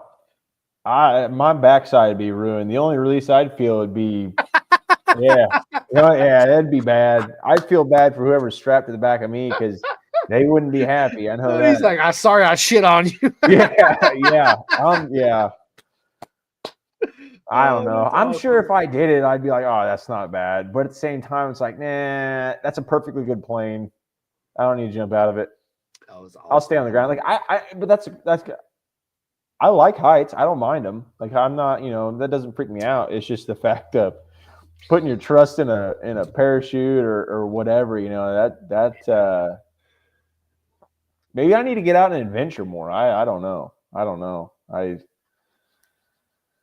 That kind of gets my heart palpitating thinking about it, to be honest with you. Look, man, it was wild though, because when you're falling, it's like you don't even it's that first instant feels like the most awesome roller coaster you've ever been on, right? With that, you just left everything up there. But dude, after that, it's literally like it's not even like you're dropping, it's like you're floating in the air, and then you're like levels with birds, and you're looking at the bird, and the bird's looking at you like, the fuck is this dude doing, right? It was the worst part for me, honestly, no bullshit about all of it, was the landing, because you don't realize how fast you actually come into the ground. Oh yeah, I don't doubt it. I don't doubt it one bit. And I almost got sick, right? So we're there, the parachute comes open. It's making me sick thinking about it, to be honest with you. Dude, you pull the handle down, bro, and I start spinning. Dude, and slobber's coming all in my face. I was like, bro, you gotta stop. I'm gonna puke everywhere, right? So he's like, okay, no worries. Let's go the opposite way, right? And he's laughing at me, and I'm like, oh my God, I'm gonna puke. I didn't end up puking, but once we made it down to the ground, I was like, whoa, let's go again. Sign me up. Like, let's do it. It was, yeah. I don't know about that. I look at bungee jumping and it's like, okay, I kind of want to do that. But then like the bungee jumping that I want to do is, you ever see the ones where they're in the canyons and they like swing off and they just swing way down? It's not even a bungee, it's just a rope swing essentially in the Grand Canyon, or I don't know where it's at, but that looks cool. But at the same time, it's like, okay, that's also another piece of rope that you're trusting your life with, I mean, I don't know. I don't mind flying. I enjoy it. But I think I'll have to pass on all that. It's okay. Look, Cole, if you ever change your mind, bro, hit me up. I'll go with you 110%, dude, for sure. We can do that. We can do that. It'll be a lot of fun, man. It's again, it's just like, to me, dude, I look at it now that I did it and I conquered it. Like it's like racing, dude. You throw your leg on the bike, you got those good team behind you that support you, and when you have doubts about yourself, they just talk you up, and next thing you know, you're pumped. Let's go, and you do it, and you're like, dude, that was one of the most amazing things I ever did in my life. It was, how me and you, we always talk, and people that love motorcycles will get on it, right? It's the most free. My mind is clear it's ever been, dude. That's the most free you're ever gonna feel, jumping out of a plane, right? And what I always think to myself is when Travis Pastrana jumped out the freaking plane with no parachute on and grabbed onto the dude with the parachute. I'm like, bro, the biggest set of nuts ever, right? Yeah. Like, yeah, bro, that's oh my God, that makes my feet tingle just thinking about that. I just keep thinking about jumping out of a plane now, and it's not. Cole said, "No, I'm good. I'm gonna go hold on to the grass outside. I think make sure I'm still good when I leave here." He said, "I'm holding on to my table like this, like I'm not letting go right now." Yeah. Oh my God, that's awesome. Yeah, I don't know. I normally don't get woozy or anything like that, but I keep thinking about it. It's like make my stomach churn a little bit. I love it, dude. It's just that you push through your mind, you push through that barrier, that self-doubt, that fear, right? Once you push through it, man, it's like, dude, I can do anything. I can conquer anything. And I think, honestly, when I did that, dude, I really believe that helped me be who I am now, be so you can give me a microphone now. Since I've been doing podcasts, I'm comfortable live wherever I go, that I could literally talk to me and people that I never even met not one of them. Just give me the mic and I'm good. I won't be nervous. I don't got no anxiety. It's weird. I really can't explain it. I do. He said, "I do." Yeah. So, and I've told this story before. Like, so Daytona 23, they had the Grand National Hooligan Championship was with AFT at the short track at Daytona. And I won the season opener there, and which was huge because I mean it's the night of the national, you're in front of all the people in the national, you're getting interviewed and all that stuff. And I remember there's pictures of it, but I'm like holding, I don't know what to do with my hands, and I'm like when I got the white flag, like I knew I was a good ways ahead of second, and I'm going down the backstretch, and I'm looking over and I could see them getting ready to grab the checkered flags, and I'm thinking to myself, I'm like, damn. I've got to go talk in front of a bunch of people on a microphone now. Like, how do I get out of all this? But yeah, and I get up there and get the bike set up, take pictures and all that stuff. I'm talking with Kristen Beat, and it's like taking my gloves off, and it's like, okay, what do I do with my hand? Like, my gloves are off now. Where do I put my hands at? And I'm like, okay, what am I doing? And yeah, I've always been that way. I don't. It's funny because I'll talk anybody's ear off, but I can't public speak. If you put a big crowd in front of me and they're looking at me, no, I can't do it. If you put a big crowd in front of me and they're looking at each other, I could probably do that, but I can't. All eyes on me. Nope, I don't do that good of pressured talking. So, yeah. Well, you don't have a problem doing this, and people are watching, right? There's more people than you see on your end that's watching on my end. You're not wrong. I honestly can't even see if anybody's even in here watching, to be honest with you. Well, it only showing 2, but when I look at my phone, that's why I was got my phone up. There's actually 1, 2, 3, 4, 5, 6, 7, 8, 9, 10, 11. There's about 25 people watching. You're gonna give me anxiety.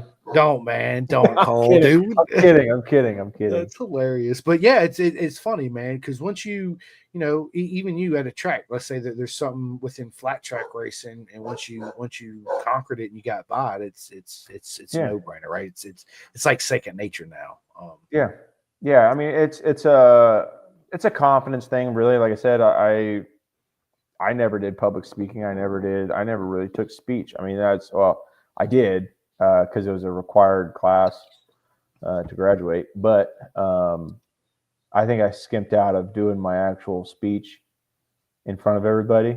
I don't know how I got away with that because you're supposed to pass the class, but I didn't do it, and I passed. So, yeah, I don't know. I mean, it's same with everything. I mean, it's you do it once. I think you could do it a bunch of times, or the more you do it, the more proficient you are. And 100%, man. Yeah.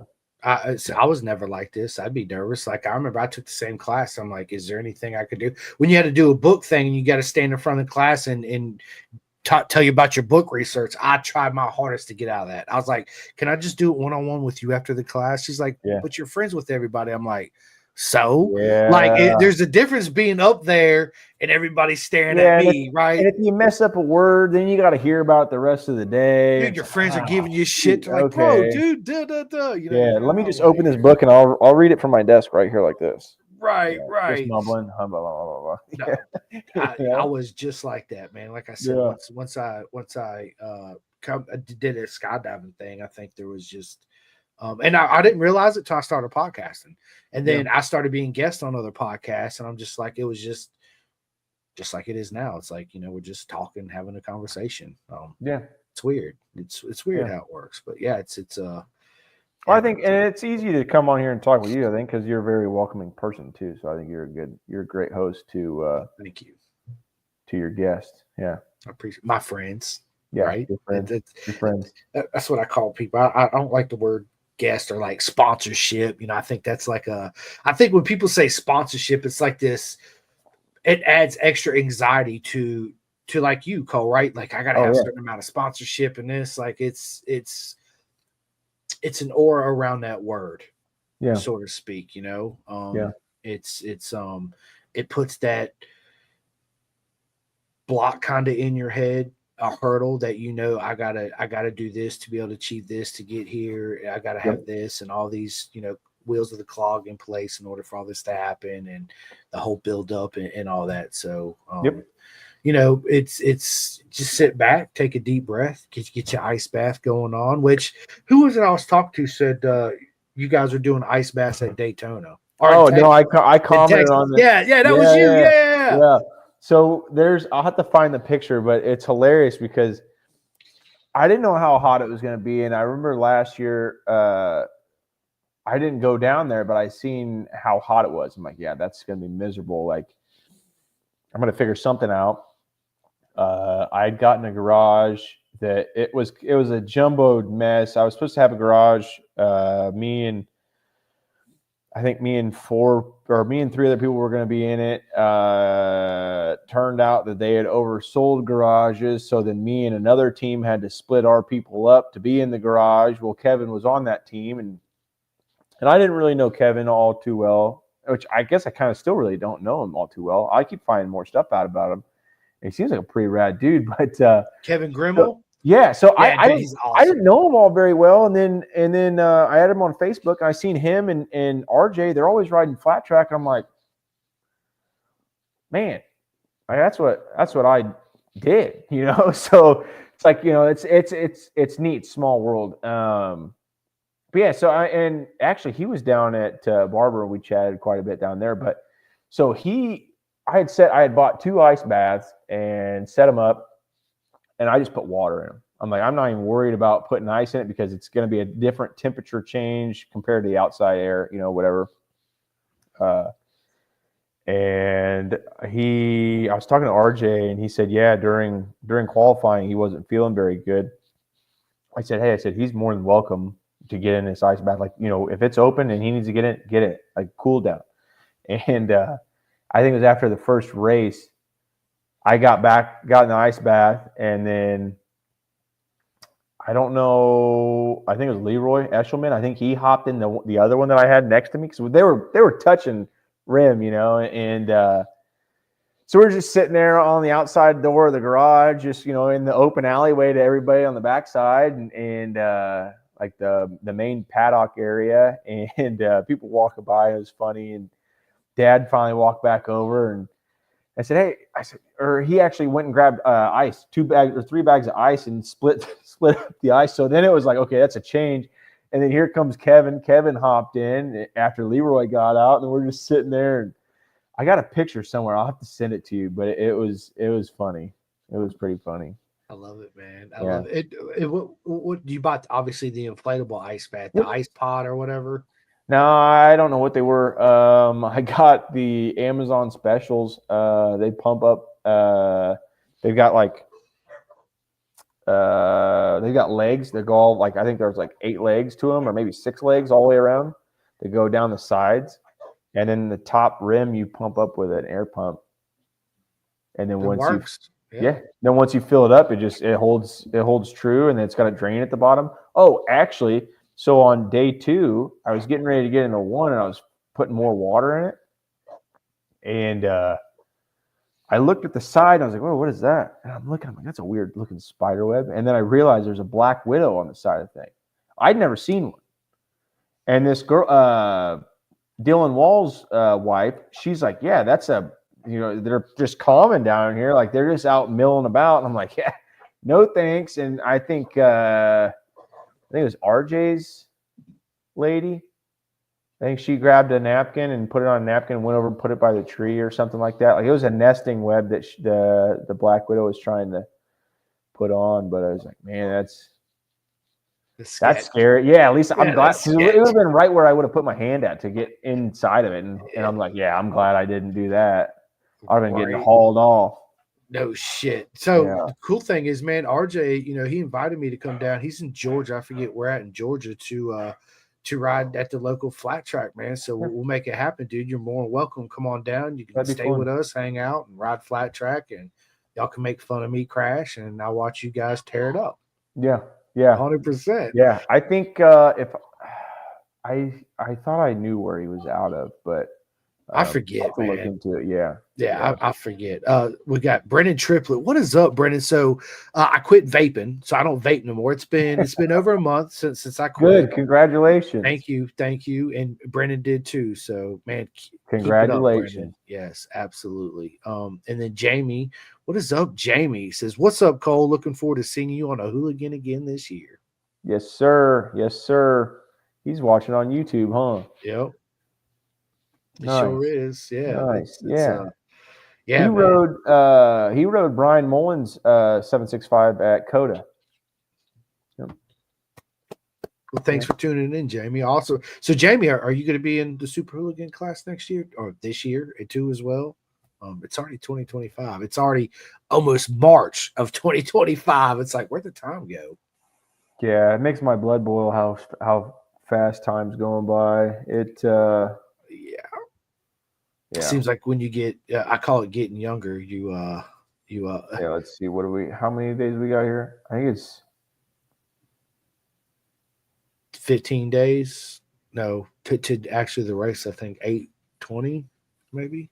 Yeah.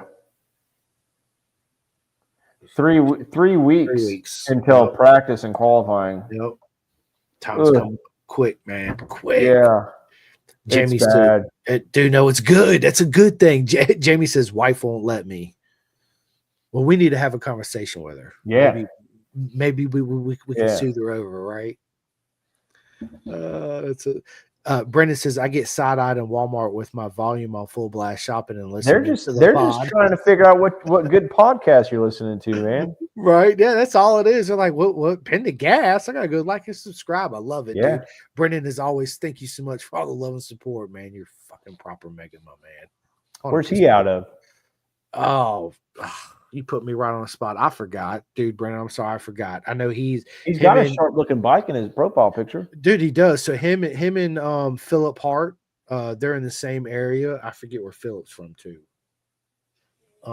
See, it's bad because like the amount of people that I know in road race.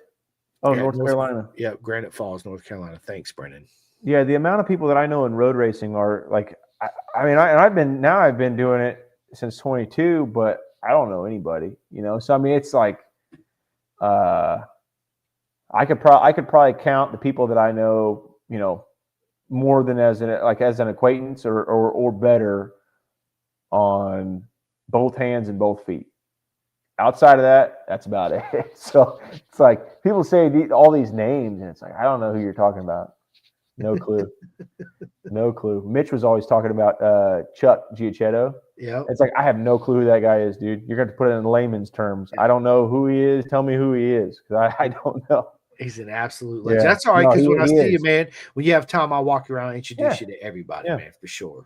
Yeah, dude. It's cool, man. Dude, this is, I always enjoy sitting down and having conversations with you, Colby. Dude, it's like it's effortless between us, you know. It's dude, it's amazing. And hopefully we'll have some more time in Daytona. I know Daytona is a really busy weekend. I'm leaving here actually early Wednesday morning. I'll show up at the track. We got a hotel right outside. So Are you driving or flying? I'm driving. It's a 10-hour drive for me. Oh, that's not bad. No, I'm gonna drive straight through, me and my dad. And I will I'm not leaving till Monday because I wanted to, you know, meet Slamming Sammy Sunday and watch the race and go there and hang out with him for a few.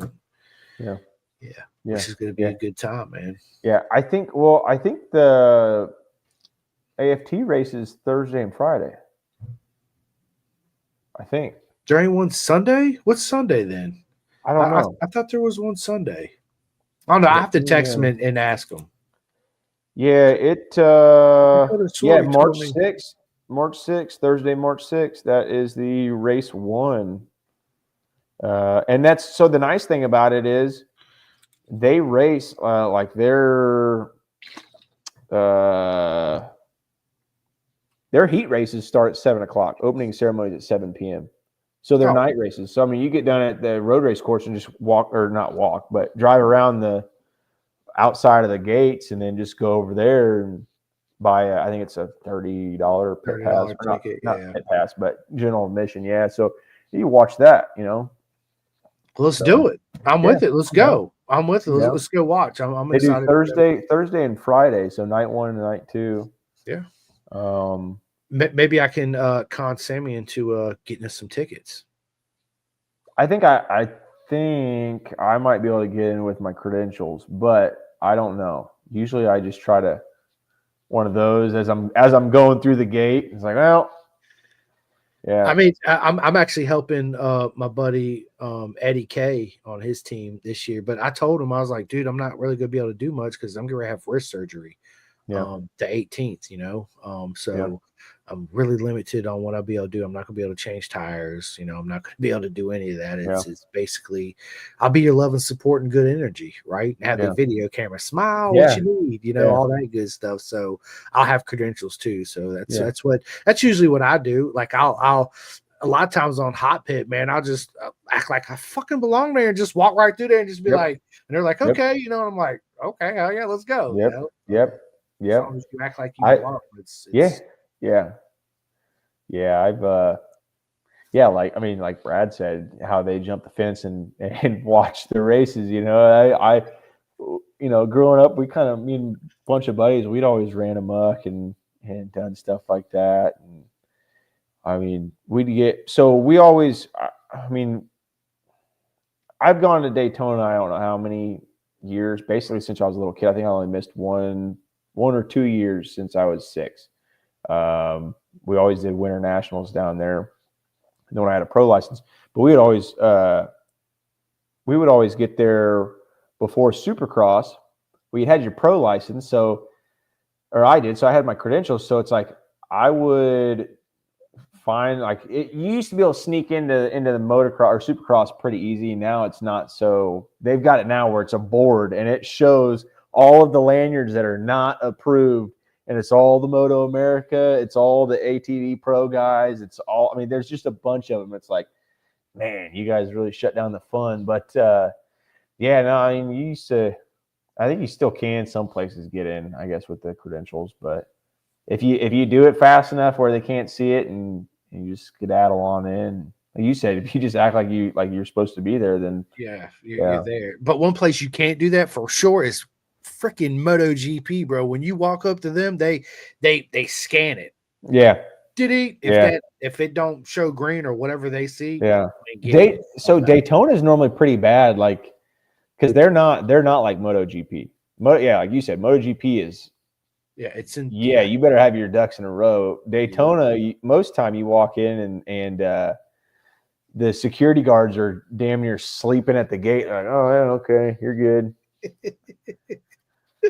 Good, dude. I can't wait. Yeah, dude, Mitch is awesome. Mitch says Kole is just a cute punk. I don't know about that. Thanks. Making me blush. Man, I can't wait. This is gonna be my first time ever going to Daytona, even though I grew up in Orange Park and we drove by there many times. My dad, he was a fighter pilot, so he was gone a lot. My mom's like, I ain't taking you to no Daytona race. Like, I ain't doing that. I'll take you to the beach. I'm like, well, the race is not far from the beach. Yeah. I said, Mom, just drop me off. She's like, absolutely not. Yeah. No way, I Yeah. wanted to go so bad. So I'm so excited to go, man. I can't wait to it's different when you watch it on TV, Kole. When you go, you feel the energy, you feel the love. Oh, yeah. You hear the sounds, you see the vibration. You see the vibrations, right? You just everything. It's again, I tell people that Daytona is the premier race in America. Oh, it is. It is. I mean, it sets the tone for the whole year usually. I mean, like I said, you go to Daytona and you win a race. It's like that's huge. Whether like when I went and did the Super Hooligans, I won Super Hooligans that year. That was a huge ordeal to opening season. Went off that, and then it's like, you go win the national flat track, like that's huge. You do good at the Daytona 200 or any of it. You don't even if you don't qualify, but you're running the B class and you win that, like that's still a good. It's a good feeling of, damn, I just left Daytona as a winner. But I've also seen it where the person at the short track, he might win the first night and the second night won't even qualify. you know? So, I mean, Daytona is kind of a crapshoot in general. And I think a lot of teams see that, whether it's flat track, road race, motocross, any of that. So, I mean, it's always, there's always some sort of interesting turn of events, I feel like, no matter what discipline you're in down there.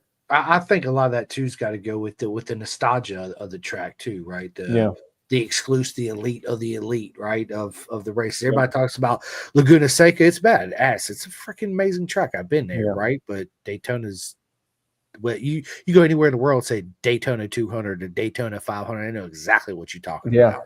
Yeah, without a question, right?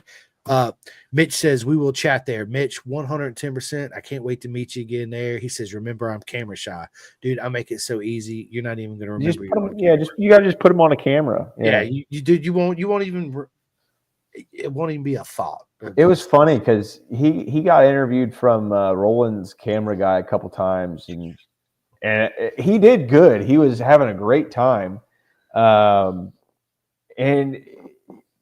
he got done and he come over to me. He's like, I made a fool of myself. Look like a complete ass. I don't even know what I did. I blacked out. Just word vomited. I'm like, no, dude, you're doing fine. Like, you're fine.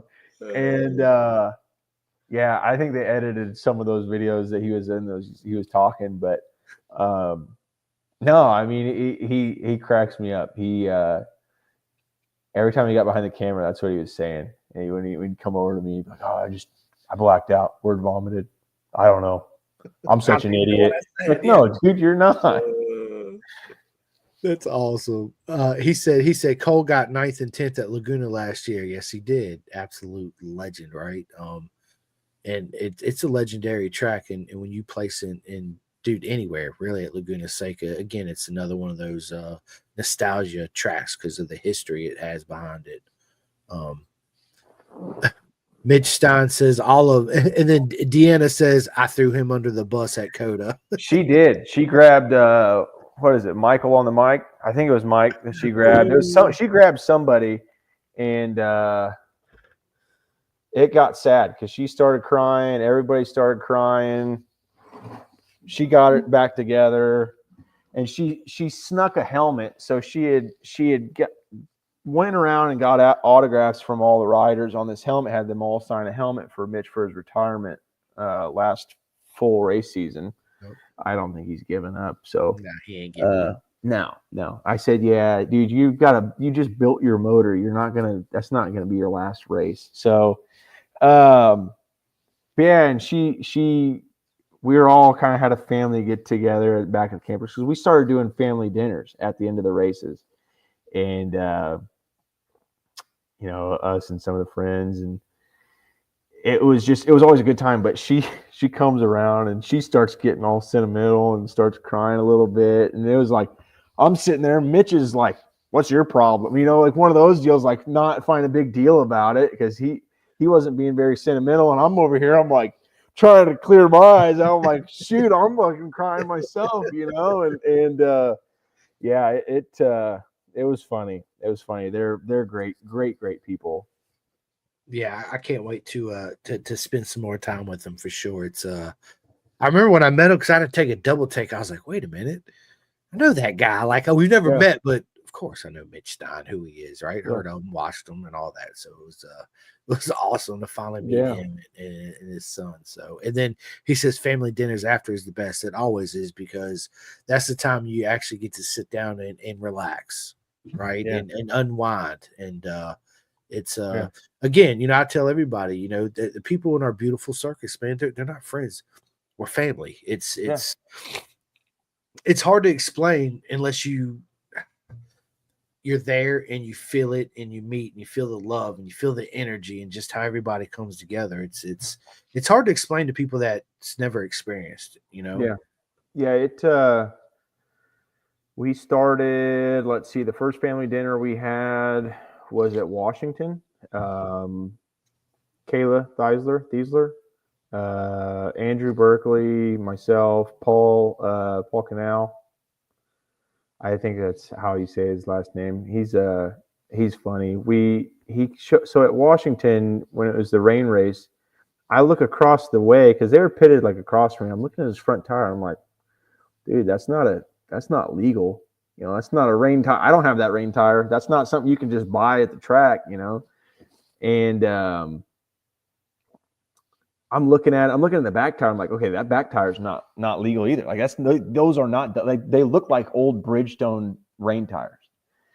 So the race gets done. He comes in. We're in Park from A, and Mike, one of the Moto America guys, he comes up and he's looking at it. He's like, what are these? And then they realized they were Dunlops, but they were 21-year-old Dunlops. And he raced on them.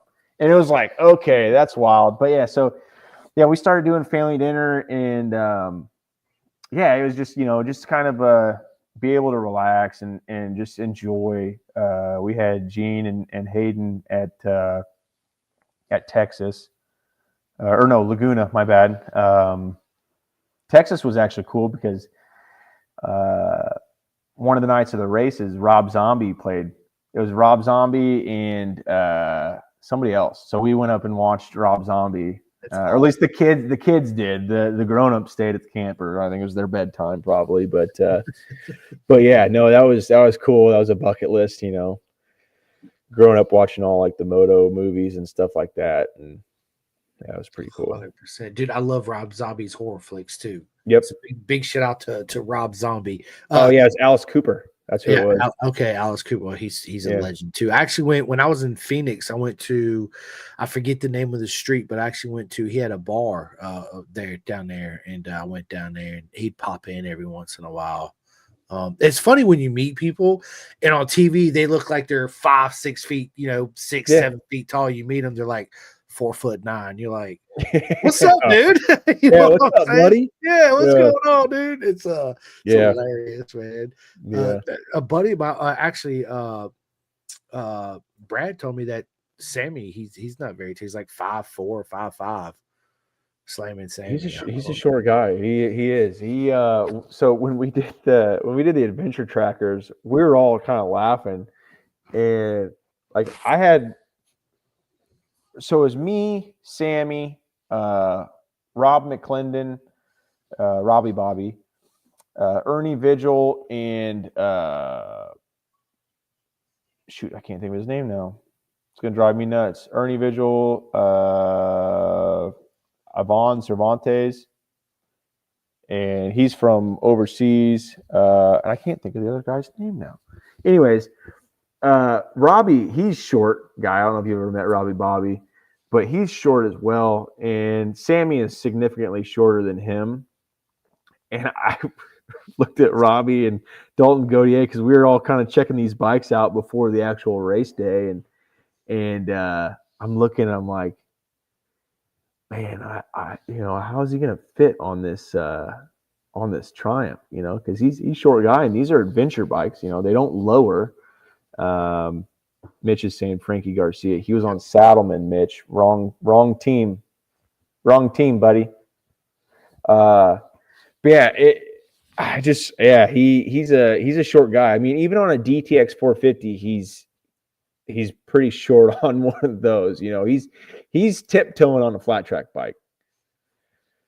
That's I remember when I met Danny Perdosa. You see him on, dude. He's a tiny dude too. Danny, I'm looking down. I'm like, how the hell can you ride a 250 horsepower motorcycle and hang on to that thing? Right? There's a lot of them that do, and it's like I think I'm not the tallest, but I'm not the slimmest either. I kind of built like a wall better. I mean, that's me and you are about the same size, same height, pretty much. Yeah, I feel you on that.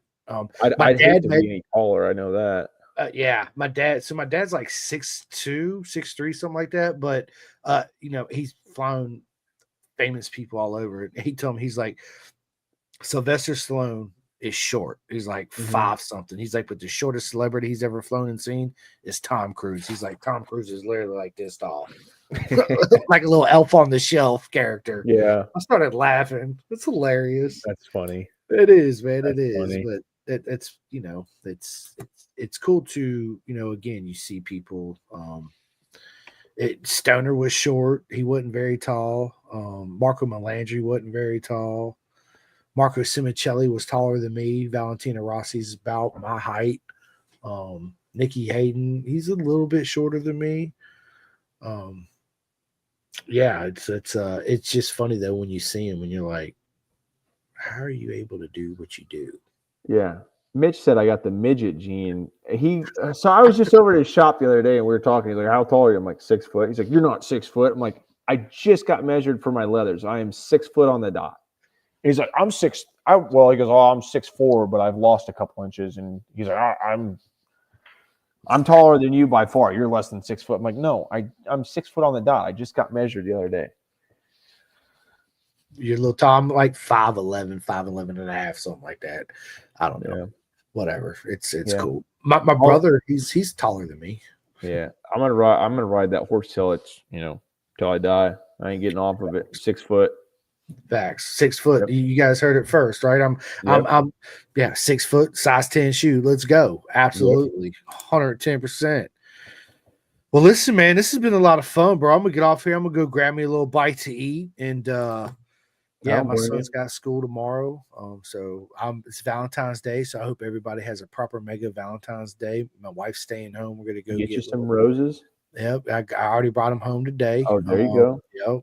We're gonna go get little matching tattoos tomorrow. So one tattoo I do want to get with my wife in the future is I'm a big Star Wars fan, so I want to get a lightsaber right here on my finger so we can lightsaber duel each other, choom choom choom, and like a mustache on the inside so I could be funny sometimes and just go, like this with a mustache, right? You gotta be goofy and live, man. Oh yeah, yeah. There's no fun if you're not having fun. It's not. Well, listen, Cole, I'm going to let you end the podcast. I'm going to give all my shout outs real quick. Big shout out to Next Level Financial, BisonTrack.com, Chef Eats, TST Industries, theclothingkings.co.uk, Superbike Supply, SFL Mini GP, RD Racing, and Jake Marsh, Vet2 Track, Flying Eyes Optics, 64-degree Racing, Ghetto Customs for all your body work, Carnes Performance in Pennsylvania, KYT Helmets Americas, K-Tech Suspension, big shout out to Birch, Kendall, and Dakari, RTR, Ready to Race in North Carolina, my man Ryan Snooks, Coleman Power Sports in Virginia, McLeo Escapes Track and Tour, Road Racing World. I need everybody to go to roadracingworld.com, sign up for the listen, donate to the air fence. It's imperative we have it. Even if it's $1, $5, $10, whatever it is, please go and donate. Without that, Cole wouldn't be able to do what he does, nor would anybody else. Big shout out to STG, Brian and Max Van, which is absolutely amazing. Drippin' Wet Graphics, REB Graphics, and my man Gus Rodeo has a graphic company too. RGG. I just dyslexic read that totally backwards. It happens, right? Venom Undersuit. So big shout out to Aliki at Venom. You can go to venomsport.com. Anybody out there in the UK that wants any proper coaching, my man Mike the Spike Edwards, you go to v121pro.com and get proper training. A big shout out to everybody at BTR, Bill Train Race World Infield. It's one of the best programs, I think, in Moto America. What they do is absolutely amazing, and I can't wait to see them all there at VIR and finally get to meet some of them I haven't met yet. Racer 411 program with my buddy Ant Lee Terry at tippinracing.com. Hyper Naked brand, right? Leathers. I just had Michael Kellum on with my buddy Chef Eats the other day. Big shout out to Gary at California Superbike School UK. And man, I just want to say thanks to everybody that watches and likes this podcast. If you're not yet, just go to all the platforms and hit that ding, ding, ding. You guys know the deal, that bell, right? And listen, Cole, I tell everybody, without you, Cole, coming on here and all my friends coming on here, I wouldn't be able to do what I do. So it's nothing but love to every single I enjoy it. And, absolutely. Man, y'all seen that heart, right? That was I seen it. Yeah, let's go. Does it do it online? It should. It's not going to, is it? Boo! Oh, it's broken. What's going on here? Yeah, I don't know. Let me see if I could change that. Anyway, Cole, tell everybody where they could find you or where they could share all the love and support. And you got any merch yet you're going to sell? I mean, I got some of my King Performance business hoodies and some tees. I need to get restocked. I really do actually need to get restocked. I don't have any race tees anymore. I need to get restocked on that. I've actually got a new design. I've got a new design that I've kind of worked on. I think it's cool. Yeah. So, anyways, all social media platforms: Facebook, Instagram, Kole King. Let's see. Got to give a shout out to Triumph Indianapolis, Motul, Garnet Boots, KYT, Vana, King Performance. Little self plug there. Yeah, I mean that's pretty much it, really. Team MIM. Since he's watching, no, but yeah, those guys. Dimag, Rebel Gears. I don't think I've got anybody else really that I can think of. Look, man, one question I do have, man. Listen, give me a t-shirt, a hat, and a sweatshirt, a hoodie from King's Performance. I'll pay you for them. I'll PayPal you or whatever it is.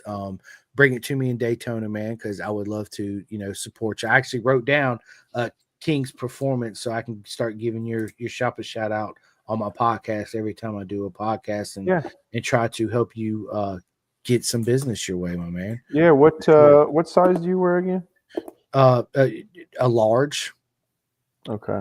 If the shirts are true, it's sometimes, shirts are different. Sometimes I wear extra large, sometimes I wear a large. It just depends. Yeah. But the sweatshirts are always a large. So yeah, Triumph. So Triumph stuff is bad about it. Like it's the best fitting t-shirts, like the best feeling, the most comfortable stuff I've ever worn. Right. But if you're anywhere close to wearing a size, like if I usually wear a large, like I can fit a large fine. Extra large if I want to be, baggy, comfortable, whatever, that look. But if you go to a large and you wear a large, but you go to a large in a Triumph shirt, it's usually going to fit like a medium. And my stuff does not fit like that. I don't know if it's that, the tea and crumpet diet keeping them slim over there, that they're calling their large their medium a large, but they got some tricks they've been playing on us over here. I think we're a little too much cornbread this way, but yeah, no, I'll get you some. So yeah, and I guess another shameless plug. So I do a lot of performance V twin stuff, but I mean I do a lot of just race parts in general. Whether it's Harley stuff, I do dyno tuning parts, drop ship people stuff. Like I said, I try to do a lot of like street bike stuff, but around me, the demand for street bike stuff's not really there because it's not, my area is not a real big street bike area. Yeah. So it is what it is. But with me racing and whatnot, like I try to push race stuff if I can, race parts and et cetera, stuff like that. You have a website, right? Kingperformance.com? Yeah. Yeah, no, I do have a website, but I don't have. So the bad thing is like the website, because I'm a one-person show essentially. It's hard to juggle the phone, update the website, and do all that. So like the website's pretty outdated. But usually, whether if you message the Instagram profile or just myself, because my business phone is my personal phone, and you got a question or you got a part you're looking for or something, usually I can find it. And if I can find it, I'm happy to drop ship or whatever the case may be, yeah. Cool, man. Awesome. I wrote it down, man. So every podcast moving forward, dude, is Kole King, King's Performance, baby. Let's go, right? For all your Harley, Indian, flat track, all your needs, man. Yeah. Let's freaking go. I love it, dude. Well, listen, Kole, this has been a lot of fun. You know the deal. This will be out on Spotify, iHeart, all that good stuff tomorrow, man. And I'm so excited to see you again in Daytona and in Atlanta. We're going to have so much fun. I'm excited. It'll be a good time. Me too. And we'll do some live videos and all that good stuff. Mitch said I'm camera shy. Mitch, no worries. You're not going to be shy. We'll get him in there. Trust me, you won't be shy around me. It's definitely going to be a lot of fun. We'll get him in there. Oh, absolutely. We're going to. It's on my agenda. 100%. Well, listen, Kole. Listen, I hope the rest of your night is proper, Mega Man. Have a great Valentine's with you and your wife, and give her a hug for me and your dog and everything like that, man. And yeah, my friend, I will see you here in 3 weeks, and I can't wait. I will. Take care. Hey, don't forget my stuff, bro. Send me what I owe you. I'll PayPal it to you or however you want. Don't worry about it. Don't worry about it. All right, my man. I appreciate it. Yeah. All right, Kole. Listen, ladies and gentlemen, it's been an absolute honor to sit down with my friend and the legend, Kole King. Let's go. All right, buddy. See you guys. Me and this. Just stay with me for. Calling all two-wheel enthusiasts, get ready to rev up your earbuds with Pin the Gas Podcast, the ultimate motorcycle racing podcast, hosted by Chris Simcoe, one of our very own excellent leaders here in Roanoke, Virginia. With expert analysis, behind-the-scenes stories, and exclusive writer interviews, Pin the Gas Podcast delivers the adrenaline rush of the racetrack straight to your ears. Whether you're a diehard fan or a curious newcomer, you'll gain insights that will transform how you watch and understand motorcycle racing. On your favorite podcast app, join Simcoe as he takes you on a high-speed journey through the world of motorcycle racing. Pin the Gas Podcast.